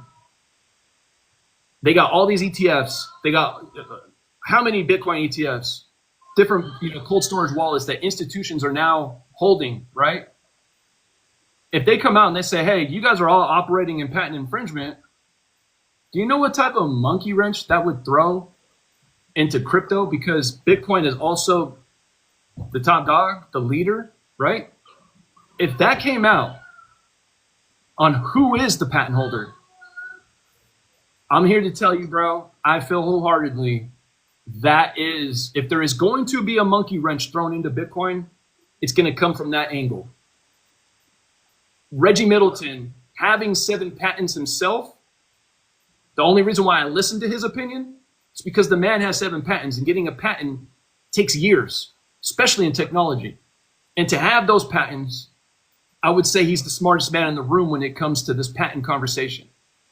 And the fact that he has proven that Bitcoin is patentable and they're hiding who owns the patent, well, I've heard a lot of shit about Bitcoin and all that. Again, if there's a monkey wrench to get thrown in it, I feel like it comes from that angle. I swear to God, I thought I saw something about, maybe it was not a proof of work patent, but it was some sort of DLT patent from like the 80s or something. Some sort of patent that what, bro? From like the 1980s. I don't know if it was a proof of work patent or if it was some sort of DLT. Oh yeah, that was David Schwartz patented the DEX, the XRPL back in '88, I believe. It's David Schwartz. He owns the patent though from '88. But and listen too, this is another thing too. Marshall Hayner has those patents on his whole ecosystem. That's not for no reason, bro. That's so that he can get these banks and institutions onboarded, and they're not going to be operating in patent infringement. Why did the DTCC get a patent on XRP and XLM? So that's my cherry on top on why these patents matter. All the movement that we're seeing in the game right now with people getting patents on technology should be loud and clear. We need to be paying attention. Okay, if I own this asset, I need to figure out who owns the patents on this asset, because whoever it is could potentially throw a monkey wrench into my investment. And yeah, it could be a great project, an awesome project, but patent infringement, oh man, I feel like there's going to be some sort of patent infringement bullshit. I could see it coming next year, as a matter of fact, too, on Bitcoin. I ain't even capping, bro. Like real talk, I could see it coming next year on Bitcoin. So that's not even necessarily a black swan. It's not a black swan event. If you have that foresight for it, right? Yeah. What would be your longevity with Ethereum? Ethereum is here to stay, bro. I bought myself 1 Ethereum. I'm going to get a couple more. I didn't buy 1 Ethereum because I want to sell it for profit this bull run. No, I bought 1 Ethereum to have it in my portfolio for the long run. 15 years from now, 20 years from now, Ethereum is still going to be here. It's the reason why everyone is building that. All these people didn't build an EVM for no reason. They built the EVM because they know Ethereum is a proven OG in the space, and it holds a majority of the retail liquidity right now. Right, that's what the liquidity is. Fact. So they know that. So it's not going anywhere. EVM, and while all the interoperability, EVM will always be, Foothill Boulevard, the highway that's been around for hundreds of years, time to come, so Ethereum is not going anywhere. I don't believe all the bullshit on all that. And DeFi is what told me that. DeFi is what trained my mind on like why Ethereum is not a trash coin when people call it trash because it doesn't move as fast as XRP and there's a bunch of fees. Yeah, there is, definitely. Everything you're saying is correct. But a majority of liquidity, because due to smart contracts, and Ethereum was the very first one to have smart contracts, they're one of the ones out the gate. They won. So like they got a lot of the liquidity. So like, it ain't going nowhere in my opinion. So I got one. I'll get a couple more, and and I'll use it to earn yield. Like I'm earning 6% right now on my Ethereum right now as we speak. So instead of it just sitting in my cold storage wallet, I'm lending it out right now on MetalX, earning 6.6%. So I got two concerns with Ethereum. When you take a look at the total amount of devs out there, there's almost about 24,000, and Ethereum's got about 7,000, which is pretty good. I think they're the second largest. EVM stack is one. But year over year, developers seem to be leaving and jumping into different protocols for whatever reason it is.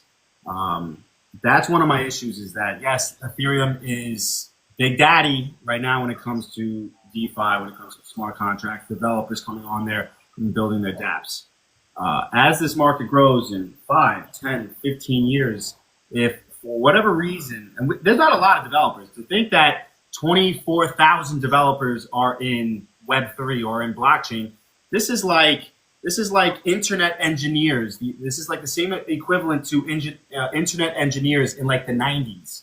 So the amount of developers that will come into this space is going to be in the hundreds of thousands in a relatively short amount of time when compared to how long it took the internet. So the bleeding of developers on Ethereum and the jumping into other chains, that's one thing that I look at. But this is what, and I'd like to take on this, but this is just something that I can't seem to wrap my head around it. So, Ethereum is a proof of stake, as everybody knows. So people with any type of proof of stake, people they earn the passive income on the native asset, and it essentially acts as like security for that network. So Ethereum has over $1 trillion worth of assets in its management, but there's only 300 billion worth of staked Ethereum that actually secures the network.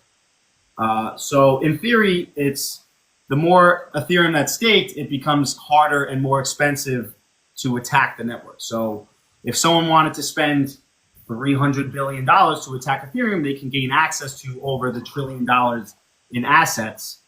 And this is what I'm kind of concerned with, right? Ethereum has USDC, USDT. It's one of the largest issuers for stablecoins on the network. What does Circle, what does Tether do when they're looking at this security issue because there's not enough liquidity in staked Ethereum to protect the $1 trillion of assets? Does Circle, does Tether need to buy and stake a larger amount of Ethereum just to protect the money that's sitting within the Ethereum ecosystem?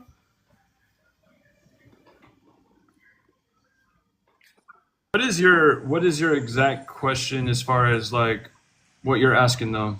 What I'm a little bit worried about when it comes to Ethereum is the lack of Ethereum that's staked on the network to protect the total value of assets in there. Now, particularly when it comes to stable coins, Circle and Tether rely on Ethereum for their stable coins to work. What I'm wondering is if these private companies are going to have to obtain the responsibility to keep it secure. Are they going to have to buy and stake a large amount of Ethereum just to protect themselves? Possibly. I mean, that's definitely a possibility. And I also feel like part of the numbers that you're looking at is a small percentage of people who are even educated on what their Ethereum can do for them. Like one of my good buddies is a VP of sales for this big, huge water filtration company. And he makes bank. He makes like damn near $500,000 a year. And he's always talking about his Ethereum, right? He's got a bunch of Ethereum, but it just sits there. So he's probably got, if I had to guess, probably like 100 to $250,000 in Ethereum that's just sitting in his cold storage wallet. it's going to take him to get educated on what is Ethereum can do for him, because he's not the only one that's sitting on Ethereum like that, just paying attention to what they're doing in the day-to-day, world. So that number could change based on education, because more and more people just need to get educated on that's small level DeFi staking. You know what I mean? And most people are not even really aware of that. But once they do, I think that number would change for you. And I would see it in these institutions' best interest if they're going to be using that, using Ethereum, and they understand, okay, well, if we lock it up and stake, X amount, it's going to strengthen the system. Well, these institutions are all about protecting their investments. These guys don't like to lose. So, like, hypothetically, they could start staking too, to answer your question. You know what I mean? Who knows? A lot of this stuff that's coming, it's like, we could just speculate, and you know what I mean? And it's kind of like we have to kind of patiently wait to see. I wonder how that optic would view in terms of the regulators.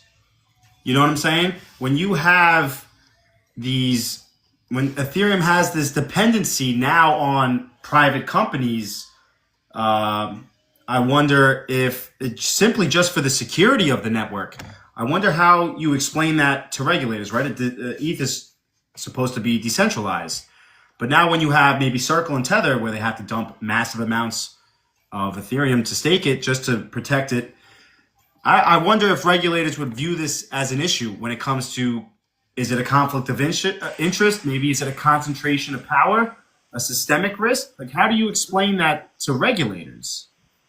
I'm pretty sure they already came out saying staking is not a security. So because of that, and I can't pinpoint, but I know my business partner Cypress, he proved that basically staking is not a security. So I could see them having really no issue with it. It comes with just getting educated. So, like, think about it like this: these guys that run these institutions, they're human just like us. They've been intertwined with the old system just like us. And if they're intertwined with their business, their position, and not looking at crypto and this new technology, well, these guys need to be educated the same exact way we were educated to see the bigger picture. They might hear it from a different angle from an institutional point of view, but they still need to be educated. And like right now, that's been going on for the past 24, 36 months, maybe even longer. And you got people like Ian DeBode, who is the CFO over at Ondo Finance. He's saying that conversations that they're having with institutions, because again, he's the CFO at Ondo, he's like, on some level, these institutions are feeling FOMO right now. Absolutely. So like, you know what I mean? So I'm just trying to prove that, like, they think just like we do. They breathe and sleep just like we do. Yeah, they're operating in trillions of dollars, but like, it's the same shit. They still gotta get educated on it. So yeah. And it's funny, like, even like I've been watching these regulators, whether it's the Genius Act or the Clarity Act, the anti-CBDCs. And I make a couple of videos that I make fun of them, but just the lack of awareness, education. I don't know if it's personal agenda or if it's true ignorance of it, and I think you know what, blockchain is not a very simple thing to understand. I know that sometimes we talk in a type of way where the average person is just, it's unrelatable almost to the average person, but it's not a very thing to understand. I necessarily don't even blame these politicians. The fucking 70 years old, these people, everything's catered to them. I don't even blame it that they most of them don't necessarily even understand what it is that they're voting for. But institutional FOMO, these people that are running the Fortune 500s, they're looking into this technology because it comes down to a pure space of competition. When you hear BlackRock is doing what, State Street is doing what, Fidelity is doing what, Citibank is doing what, it creates this dire need to rush in, not even necessarily rush into it. They've been exploring this technology for years and years. They already kind of understand where they're going to go, what networks they're going to jump into. But it just creates this space of, it's almost like the space race, US and Russia, where it's like, they're going to rush into this technology. And ultimately, if you pick the wrong one, you're going to miss out on that rush of volume. Yeah, I agree with you. And I feel like there's more coming out of all that. There's probably going to be some, mini black swan events with like companies and projects we thought were going to be it. And maybe even they were, put in certain documents and shit. And then it just ends up going south type of thing. Like there's a slew of things that like we got to be ready for. And that's why being diversified is so key in this game too, because you can have conviction. I can have as much conviction as I want in metal blockchain. It can be DSA compliant all day. But the question is it going to get utilized from the institutions like they planned and intended it to? And if it doesn't get used, well, then it doesn't matter metal blockchain was DSA compliant, right? Yeah, it's cool that it is, but I'm playing devil's advocate. We still got to wait to see if these institutions are going to come alive and use this chain. But that's why being diversified is so key too, because you're hitting the nail with the hammer, bro. Like there's so much shit that's going to come out and people are not like, it's not going to work out, bro. Like plain and simple. It's just not like, not everyone is going to make it to the top when this is all said and done. And who those losers will be, well, I just hope you're not all in on that one loser and you were diversified. So if it does lose, it's like, well, fuck, I have this one and this one and this one. You know what I mean? So somebody's got to flip the fucking burgers. Yeah. Somebody's got to do it. No, I know exactly what you're saying. Like one of the reasons that I decided to jump into Casper CSPR was IBM was developing Prove AI on there. I said, okay, IBM's looking into them. And as a researcher should do, as I was staying on top of it, IBM left Casper and they decided to jump onto Hedera for Prove AI. And it didn't matter to me because I own them both. You know what I'm saying? But as you're saying, one is diversification. It didn't matter to me because I had, well, good for me, I had both of them, so it didn't really matter. I still kept the client, but diversification and the ability to stay on top of, guys, research is so important. You have to pay attention to the growth of the network, but even when these networks are not moving in the right direction, sometimes you have to analyze some of these projects and go, okay, they're going to move in the right direction. I'd like to see where they're at in 5 years, or maybe they're not going the way that I was told they're going, or maybe they're not going in the right direction that I was hoping they would. Sometimes you do have to reanalyze your entire portfolio, and if you're not staying up to date with how these teams are moving, how these platforms are growing, then you're only doing a disservice to yourself. You may hear all these fantastic things about, XRP right now. But if you're the type of person where it's like, oh, I bought a little bit, let me look at my portfolio in 5 years, and I'm going to go watch NFL, for the next 5 years, you may come in 2030 and, for who knows, it may not be the price that you were expected to. Why? Because you didn't do the due diligence of an educated investor, which was staying on top of the development of these projects. It's the hardest, easiest money you guys will ever make. All you got to do is sit on your hands, put your money in and sit on your hands. You got to be patient enough and stoic enough to not be affected by short-term price action. But you have to do your homework and you have to pay attention to, are these projects living up to the dream that they bought me in on? Facts, bro. Because imagine everyone's mindset back in 2017 when XRP went from sub penny to the couple dollars, people made money, and then fast forward, boom, they get hit with a out of left field SEC lawsuit, which tanked the shit out of the price. Some people during that time probably thought, this is the go time for XRP. I'm about to become a fucking multimillionaire. And I'm pretty sure there's probably people that were all in on that and did not, foresee that coming at all, which how can you? Nobody can. But that's why the power of diversification, you wouldn't have felt that shit that much, because it's like, if you're all in on XRP and let's just say another monkey wrench somehow gets thrown into the mix, we're all thinking like, man, we're right on time. We're aligned. Based on how life goes, there could be a whole new monkey wrench that gets thrown into XRP potentially. I'm just playing devil's advocate. That XRP is one of my biggest bags. I'm not hating on it. I don't want anybody to think that. I'm just being realistic. Like, We have to think realistic. We can't just think immature and think, oh, this is a guaranteed win. Nah, like if that was the case, then hopefully you got a time machine and you know for sure. You know what I mean? But like none of us know. None of us know. We don't know. We could speculate and we could pray for the best, but at the end of the day, so many different things could happen in this space, and it's kind of exciting to see how it all plays out the next 5 years, to be honest with you, and to see who the winners are and like who we were right about and all that cool jazz. But diversify. Because think about it like this too: you got maybe 5 different digital assets in your portfolio, and 3 out of the 4 or 3 out of the 5 end up making you $1 million. And those 3 digital assets that you own also have DeFi ecosystems where you can put them to work. So now you got 3 different streams of income, one coming in for your XRP, one coming in for your XLM, another one for your HBAR. Most people think Saucer Swap on HBAR is just the swap dex. Nah, they got liquidity pools, farming pools. You can earn yield with your HBAR right now and basically print HBAR while you sleep.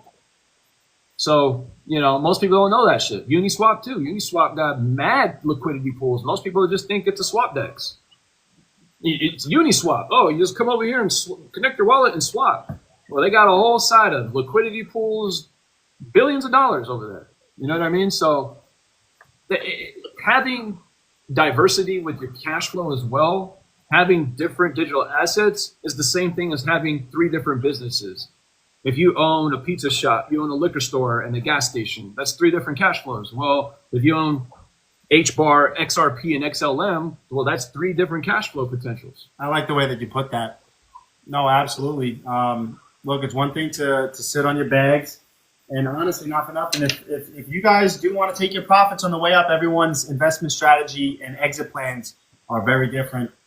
For me, I do have a price at which I plan on borrowing against the asset and probably investing it into other cash producing sources. But I don't understand how people could get to a point where they may have this vision that this market is going to grow from 4 trillion to 10 trillion to 20 trillion to 30 trillion. And some of these assets, they hit a 3x, they hit a 3, they get 300%, and they're like, I'm out. That I don't know. That's like almost like the people that got into Bitcoin early and they jumped out at 1,000, at 12,000.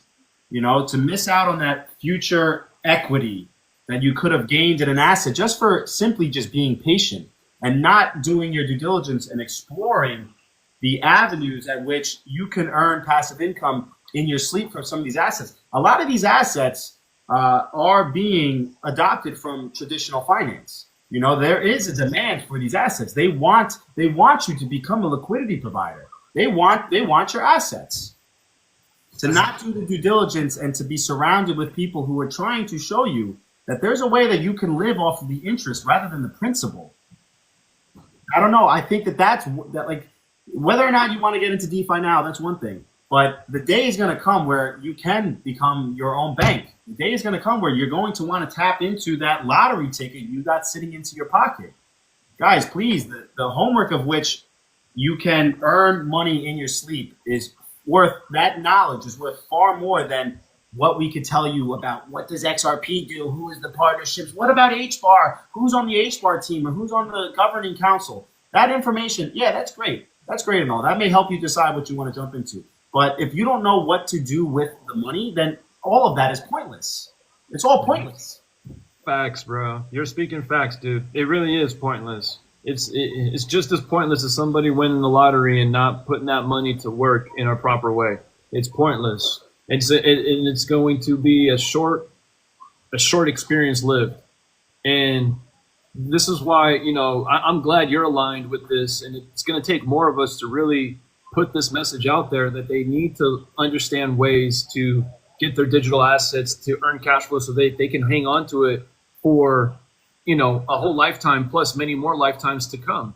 If you start thinking of digital assets that way, I promise you by default, you most likely will be successful as long as you're putting the money in, projects that are good projects that you've done your due diligence on, one of them's got to win, if not a few of them, right? But DeFi and putting this digital asset to work is how you're going to hang on to these digital assets for a lifetime. I don't care who you are. For those people who say, I'm not selling and they're not aware of DeFi, I think that's got to be, and forgive me, I think that's got to be the most idiotic thing to do. If we are in a regulated environment, we got some FDIC insurance. There's no, like, if you risk your XRP on this protocol, you're insured if something happens as far as like a hack or whatever. And you're rather not doing that to earn cash flow, and you're just going to keep it in your cold storage wallet until whatever day comes, and now your XRP is $10,000. But like, that's the wrong way to think about it. I feel like you just don't really understand what you hold, and you don't really get it, because it's like, if you believe in XRP, then you should want to at least stake. If you hold a digital asset and you're a proud owner of it, you should want to learn how to stake properly while staying protected, because you're strengthening the blockchain that you have conviction in. You want to contribute to that ecosystem that you so much believe in. Facts. Why would you not want to contribute to the ecosystem that you believe in the longevity of it? Of course, you should want to become a liquidity provider, but it does come with your due diligence of doing your homework, understanding how does the automated market maker work, how you need to understand. And there's enough tools out there. There's enough people that are willing to show you how to do it. But when you get out of your 9 to 5 and you come home, what are you doing with your time? Are you jumping in the shower? Are you going to go sit on the couch, take a nap? Are you going to go watch Love Island? Or are you going to spend an hour a day on your commute home to learn how to earn passive income? You know, what is it that you're doing in your time? I don't know about some of you guys, but if I looked at some of your screen times, you're probably on your phone for 7 hours a day. How many of that is on YouTube watching educators telling you about what is up and coming? What are you doing on your phone? You scrolling on TikTok? A lot of you guys, there's 130 people here. A lot of you guys have probably been in here for hours and hours. But there's tons of people that they may listen a little bit and then they jump and then they scroll and they're watching cat videos. What are you doing with your time? You are your own worst enemy. Don't sit there and tell me that you didn't know what to do. There's people out here, there's enough resources that you could learn how to do it. But you're distracted. Some of you guys are fucking distracted. Yeah, drifting on the internet, just drifting away. You know what I mean? No direction. You're just drifting and surfing the internet. Like, and that's not something you should be doing right now. You should be studying this stuff and seeing what's coming, because all that stuff that you're watching and consuming, like, I ask myself, me watching this, what is this doing for me? All right, maybe it's watching a movie and I'm getting to spend some time with the family. Awesome. If I'm by myself and I'm watching something, it's like, what am I watching right now? What am I doing with my time right now? I wake up educating, reading, watching some sort of educational video to the moment I go to bed. You feel me? Like, I even be in the shower with a YouTube educational video going on, and I'm listening to some video that was like, you know, a private panel interview. It's got like 200 views on it. Nobody's watching it. And it's like with, you know, bankers that have been in the game for 30 years and just hearing their perspective on blockchain and what's coming. And understanding, okay, well, if these guys are super smart bankers and I'm thinking the way they are, well, I'm aligning myself, in my opinion, you know? Hold on one second. What's up?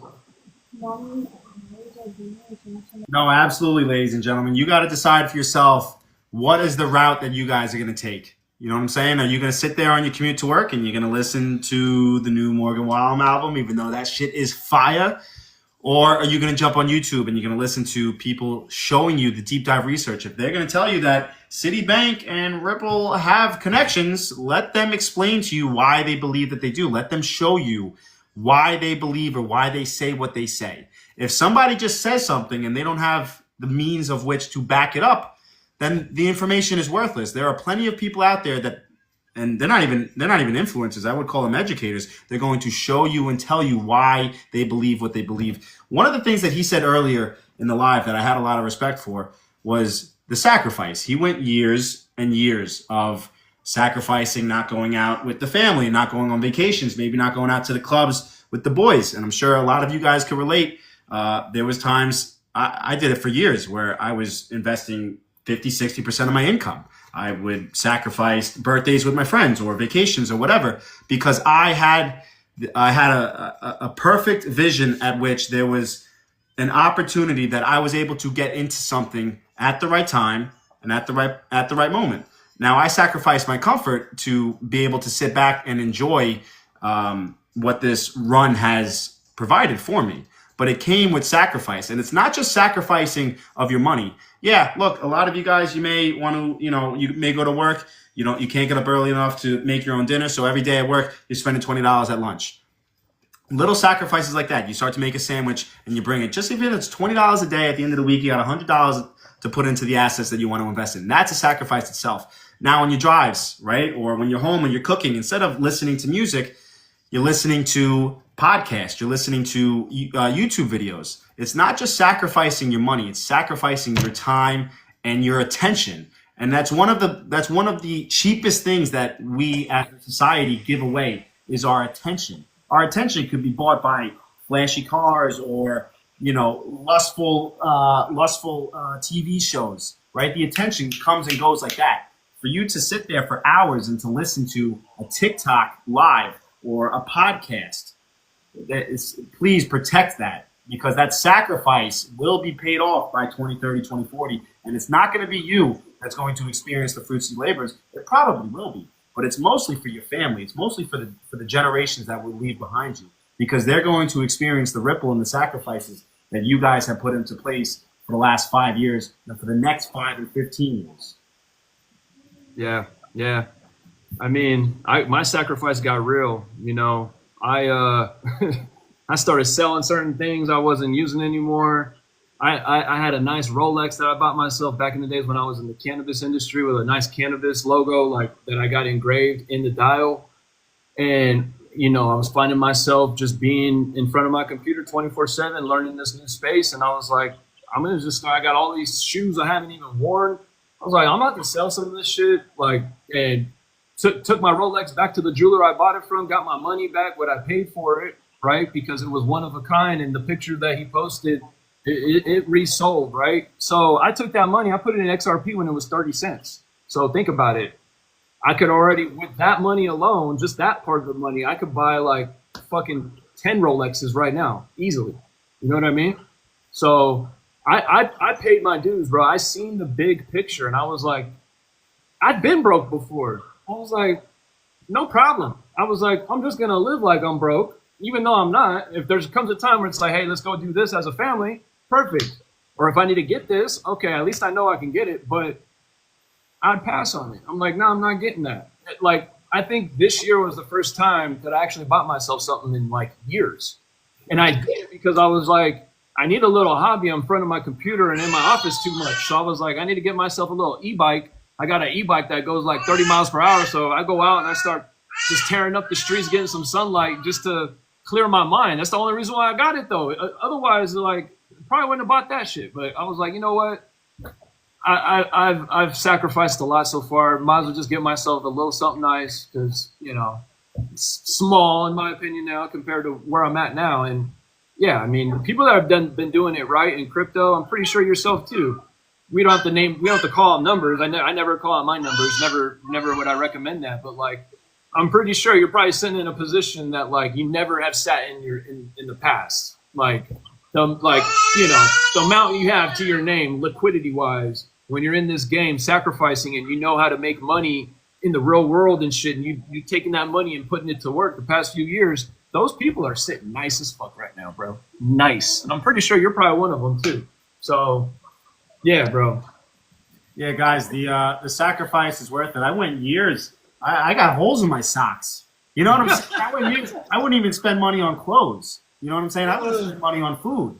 I was jumping subway turnstiles because that fucking $3. I was like, oh my God, you know how much XRP at 30 cents I can get for that? It was really silly at the time, but the sacrifice, it really does go much, much deeper than just money, guys. It really is your attention. It's your time.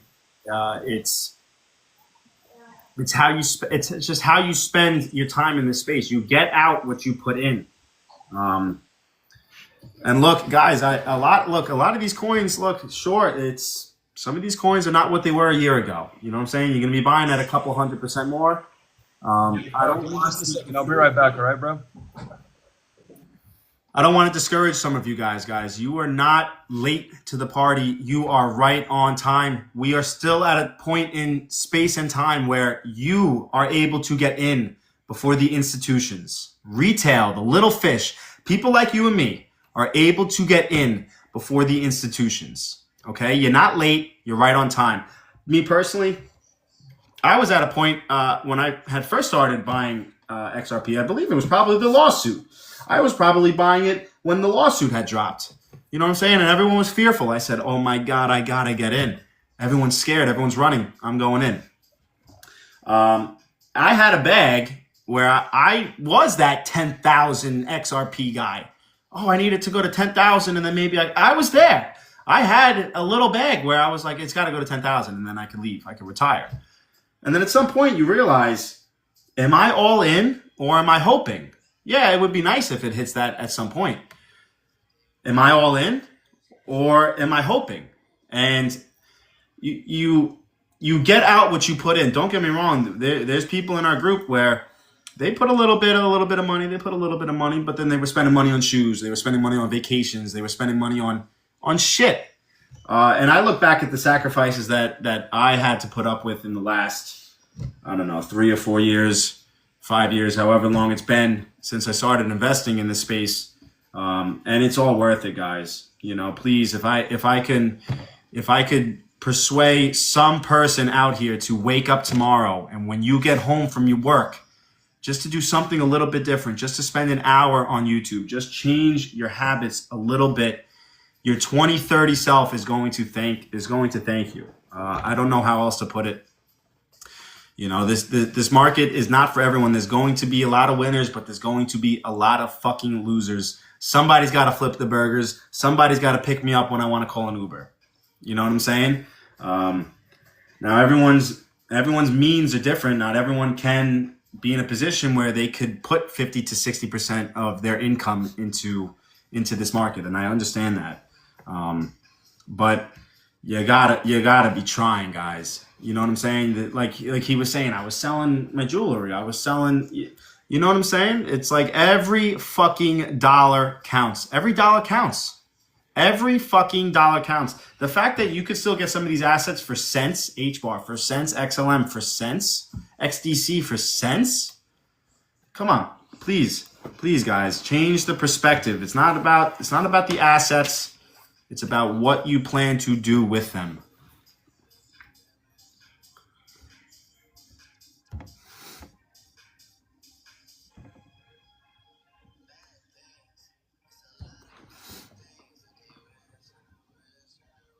It's funny, guys. It's like they're gonna sit there and they're gonna say that oh, you got lucky. You got rich in crypto, you got lucky.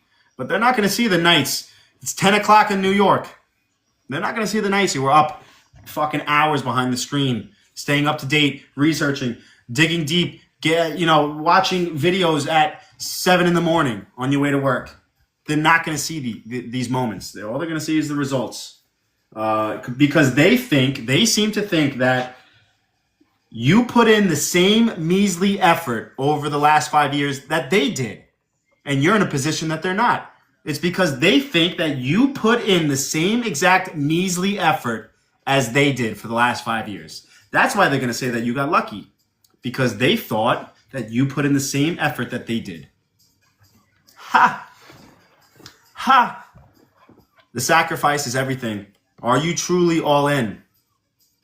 Are you truly all in, ladies and gentlemen? I don't know about you, but I was taking out loans to invest. I was borrowing against my 401k to invest. I couldn't get enough. Risk. I was all about the risk. And if I lost it all today, I would be absolutely fine. I'd wake up the next day and I would try again. This is the one time in history where you are truly able to get in to a brand new asset class before the trillions and hundreds of trillions start to flood in. What are you doing with your time? How many of you guys are watching Love Island, huh? Or staying up to date with the Diddy trials? Oh my God, did you see how much oil he had? Huh? What the fuck are you guys doing with your time? I'll tell you what, I don't know about you, but I feel like I'm not even doing enough. I ask myself this every day. Am I doing enough? Is it enough? Maybe it's not. Oh, I don't have enough. I don't have enough. That's how I feel. How do you feel? Are you hoping for that $10,000 price tag? The one thing that you could do is show up day after day and just try to be 1% better than you were the day before. That's all you could do. 1% better. If you watched a 2-minute video on crypto yesterday, hopefully today you watch a 2-minute and 2-second video. Today, 3-minute video, 4-minute video. Day by day, get involved in a community, ask questions, surround yourself with people who think like you. They may have the same theory in this market. Don't be emotional. Don't be emotional. Besides that, ladies and gentlemen, the ball is in your court. If you fuck this up, generational wealth is coming. If you fuck this up, you can't blame anybody but yourself. You had the opportunity to add years to your mother's life. You had the opportunity to retire early. You had the opportunity to get out of that neighborhood you may not want to be in. Are you putting your all in? What's good, bro? My bad. Trying to multitask over here with my kiddos and shit, dude. My bad, dude. She's raving about that 18% interest. Hey, she's about to get my XRP, whatever I have in my portfolio that survives when it's my time. She's getting it, and my boys. So yeah, the metal node will be in my family trust, and probably many more nodes to come. To be honest with you, the node thing's got my interest, because seeing these node validators over here on AVAX, bro, that's massive, bro. The FIFA, did I share my screen? The FIFA, yes. I did. Yeah, dude, that's fucking massive.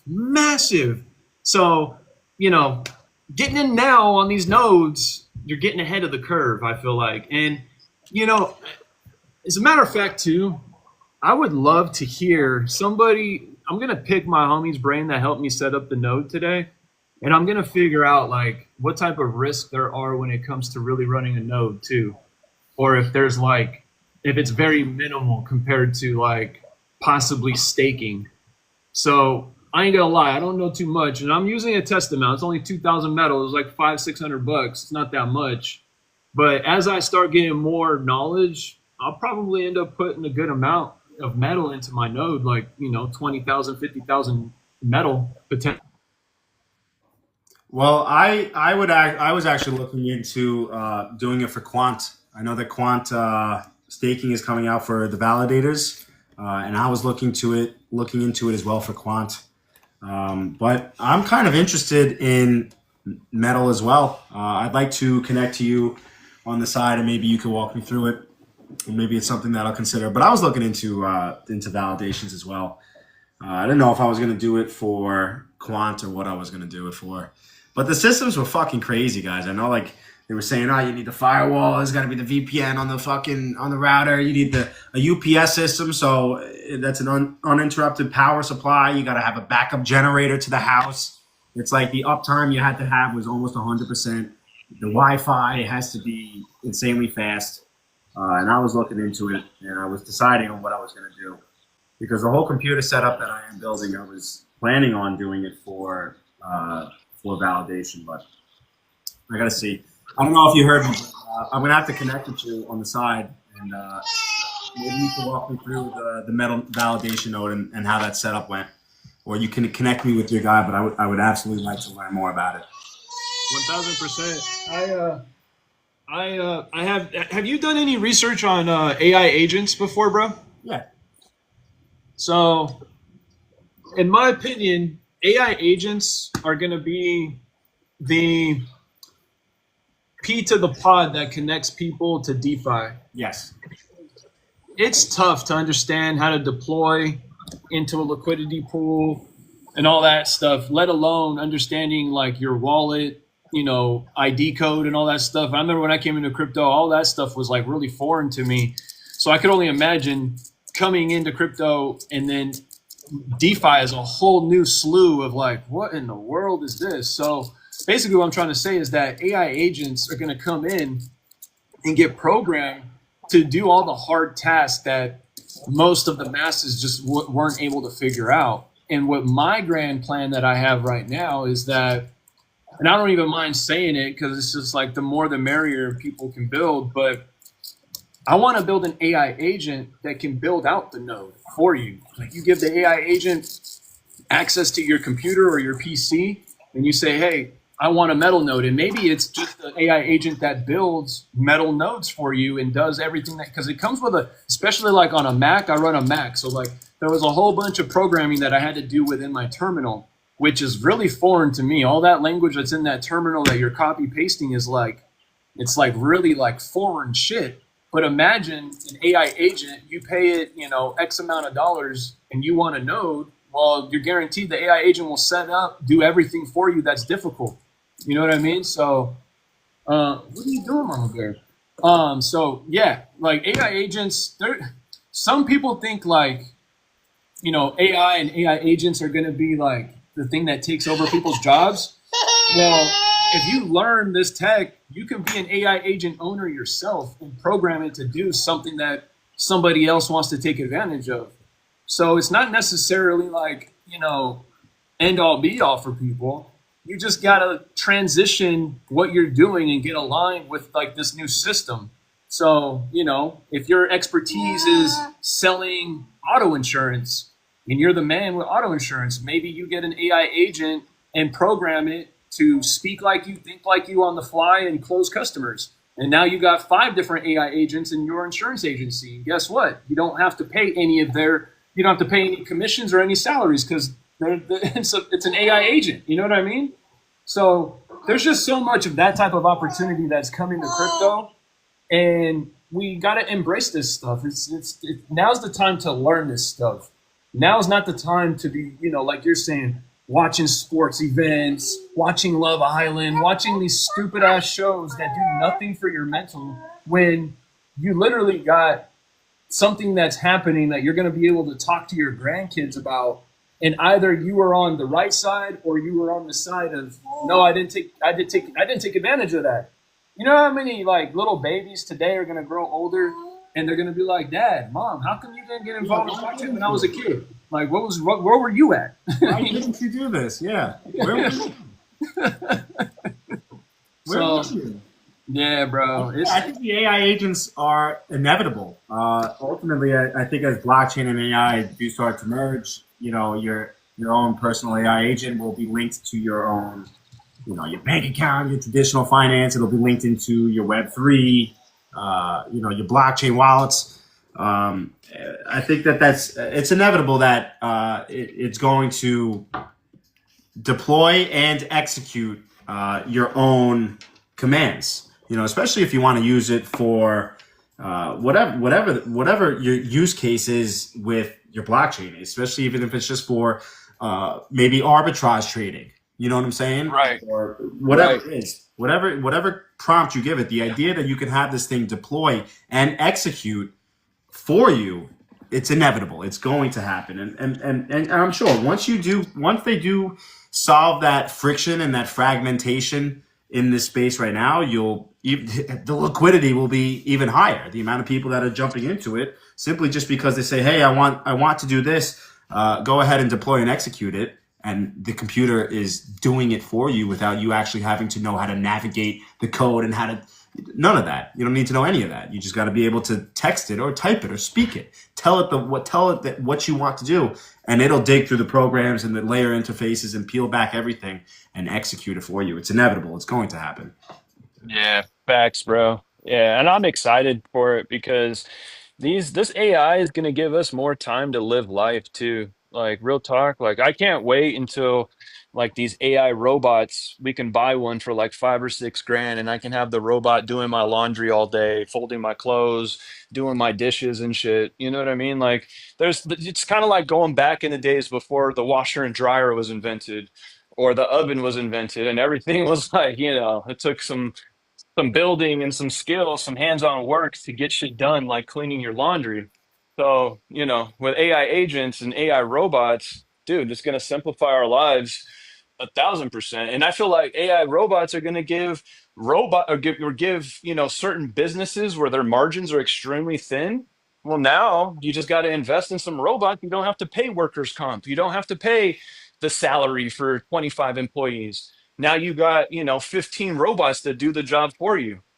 Like, you know how massive that is? Like, and for people's margins, most people's margins get dipped into because of salary and because of rent to run the business.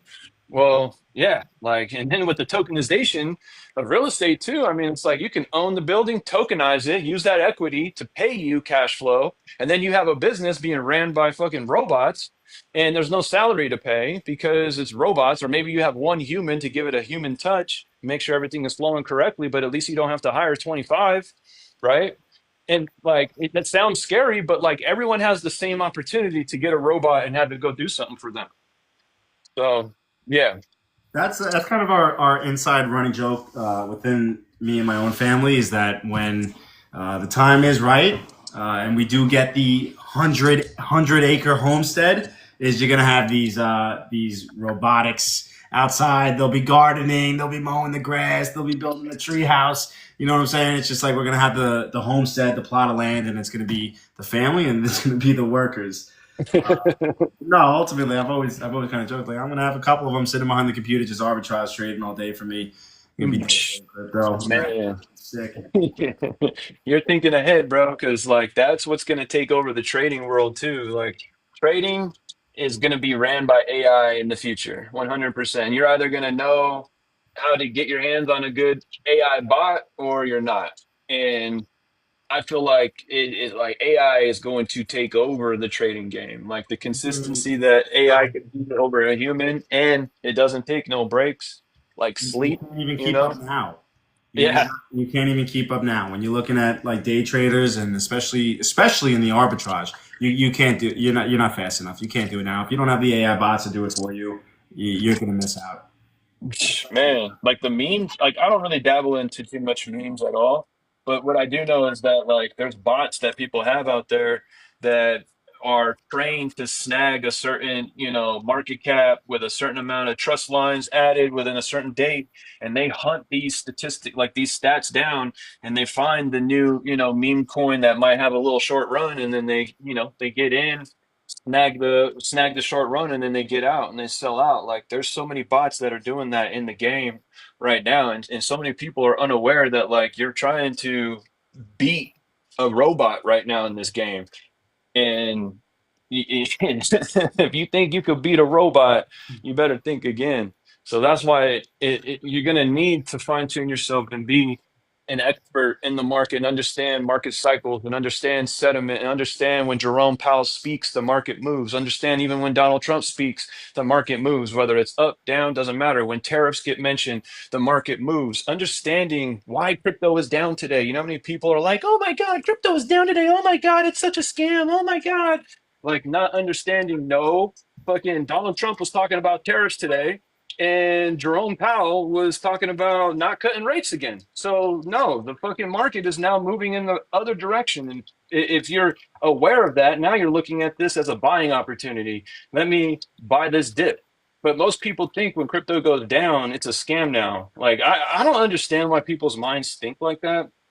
I really don't. I guess it's just like an organic way the brain just naturally goes for some folks. But like, yeah, bro, it blows my mind. I'm like, how are people not seeing like this is like your favorite ice cream on sale today, 2 pints for the same for the price of one, and you're over here complaining? Like, bro, buy that shit up. If you have so much conviction, what are you scared about? I Like, see red, I see green. man, No, I think it's just it's either they're it's probably because it's still a speculative market, but it's yeah, I don't know. People typically when you look at the profitable investors, they're doing the absolute opposite of what the 99% are doing. If right now we are in the greed, you know what I'm saying? Most people are probably dumping off a little bit of their bags. If the yeah, market's in the fear, if it's in the red, people are gonna be buying. You got to do the opposite of what the 99% is doing. You know. yep. Yep. You got to move differently than them. Otherwise, you're just gonna end up mediocre and average, flipping fucking burgers. Yeah, bro. Fucking, hey, and you be like, somebody's got to do it. Hey, for real, for real. Hey, some people won't even be able to do it because they're gonna get the robots to do it, and they're gonna get the robots to do it complaint free, bro. You know what I mean? No breaks. Shit. All right, Aquaman, I'm going to end the live, brother. I really Yeah, yeah, yeah, thank you, and I appreciate you coming on here and yeah. teaching us Likewise. about DeFi and your perspective, your theories, and your story of how you ended up here and everything that linked you to your success, brother. Thank you for sharing. We got to do this again. Yeah, no, likewise, bro. I appreciate you having me up, and it was a great conversation. I forget your other buddy's name, but you guys are some really cool individuals, and you guys already know what it takes to be successful, and it's kind of refreshing to hear someone like yourself and like your feedback and how aligned it is with some of the stuff that I said. And to come up here and have a mature conversation about these digital assets and not coming up here and like ranting and raving how we think it's gonna go to this price and like fuck it can't wait. Like all that shit is so bad for you. It's Living in the beyond bad. yeah, no, it's just living in reality. As much Yeah. as likely as it is to go up, it's just as likely to go down. Yep. Facts, facts. And to read and react, like I feel like the markets, I played football growing up for 9 years, and it's like we don't know what the quarterback is going to run. All we can do is read and react. We read where the quarterback, okay, this dude pulled out to the left, he's probably coming this way. It's like understanding, okay, the market is coming down. Well, it's coming down because of X, Y, and Z. So what does that mean? Oh, that means we are buying that discounted price. If we're going up, well, maybe you got, a little plan where you're taking a little sliver of profits. You know what I mean? So like regardless if we're going up, down, sideways, even sideways is amazing because you can get involved in a liquidity pool and stay in range for the longest time when the market is moving sideways. I love when it So moves sideways. I like when the price action is boring and everyone's not interested. That's my favorite time to jump in. facts, bro. Facts. This is the reason why you look at my portfolio and the average price I've paid for all my assets are really, really low because I don't buy when it's super green days, bro. I'm Yeah, people chilling. talking about it. Yeah, I'm chilling. I'm just stacking I'm putting it into stable coins, waiting for the pullback because I know it's not going to go straight up from here. And I already got enough bags to feel content. So I'm in no hurry and no rush to like, hey, I got to get it right now. Nah, I'll be patient, wait for that pullback. Boom. Now I'm getting way more for my money than I would have. You know what I mean? So, That's what a lot of investors, they don't have that skill to do it. If like for instance, my next buy, I want to jump into QNT. You know what I'm yeah, saying? My average, I jumped in at 70. I got some at 100. Right now, it's probably sitting at 120, 130. I probably would like to see it come down to 110, 115. I'm not looking at the short term price action and going, oh, it's going up, it's going up. I'm going to buy it now. I have this idea of when I want to get in. That's a realistic, fluctuation between the price. And if if it never goes to that price, then I miss out. I'll go on to the next project. But to not sit facts. there and be affected by, oh my God, it's green today. It's going up, it's going up, it's going up. I should get it now. I should get it now. That's how you get wrecked. That's just being emotional. Yeah, I agree, bro. You 100%. gotta, you gotta stick to your convictions and have a realistic price entry and a price exit for yourself. Yeah. Yeah. And lock it in profits because nobody knows where like if you see your portfolio in the profit and in the green, you're not at least locking in some profits like into a stable coin position just to lock in that profit. I'm not saying turn it into fiat, but lock in the profit, right? Whether you're going to buy it when it comes back down again or just add that to your bag of profit making.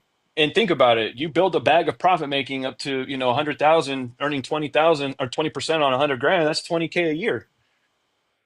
You get to 200K. Now that's 40K a year. You know what I mean? Like there's just so many different strategies. That's the beautiful part about crypto that most people just don't understand. And they really should like apply themselves because man, there's just so many ways to build bags out here. But yeah, bro, I got to get going, bro. My next time I won't have my daughter this crazy and shit, and I'll be able to have a better conversation. But Yeah, bro, I gotta get going, man. She's hungry and shit. Thank you So so much for your insight and your research. You're really a shortcut for everyone in this industry, man. I really appreciate you. We'll do this yeah, again soon, all right? definitely, brother. Definitely, I'll tap in with you for sure. And you have an X account too, bro? Yeah, I think we're friends Yeah. on X. Okay, okay, perfect. Okay, I just want to make sure that was the correct your correct account on X. Yeah. So, all right, cool. All All right, right. later, brother. Later, Peace, brother. bro. Ladies and gentlemen, please, please, please follow, like, share Mr. Aquaman. Awesome, awesome researcher. Very down to earth, very realistic. It goes well beyond just figuring out the right projects, figuring out the right entry point. Financial education comes with the knowledge of what to do with the assets and how do we move forward? How do I secure it? How do I protect it and pass it down for generations to come? A lot of you guys are going to get rich. A lot of you guys are going to get wrecked. The ones that do see the other side of it, ladies and gentlemen, financial education is much, much more than understanding what a coin does, what a project is. It goes well beyond that.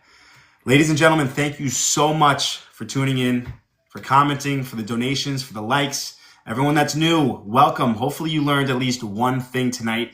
Everyone that's returning, same for you. Thank you for being here. Hopefully you guys learned one thing tonight.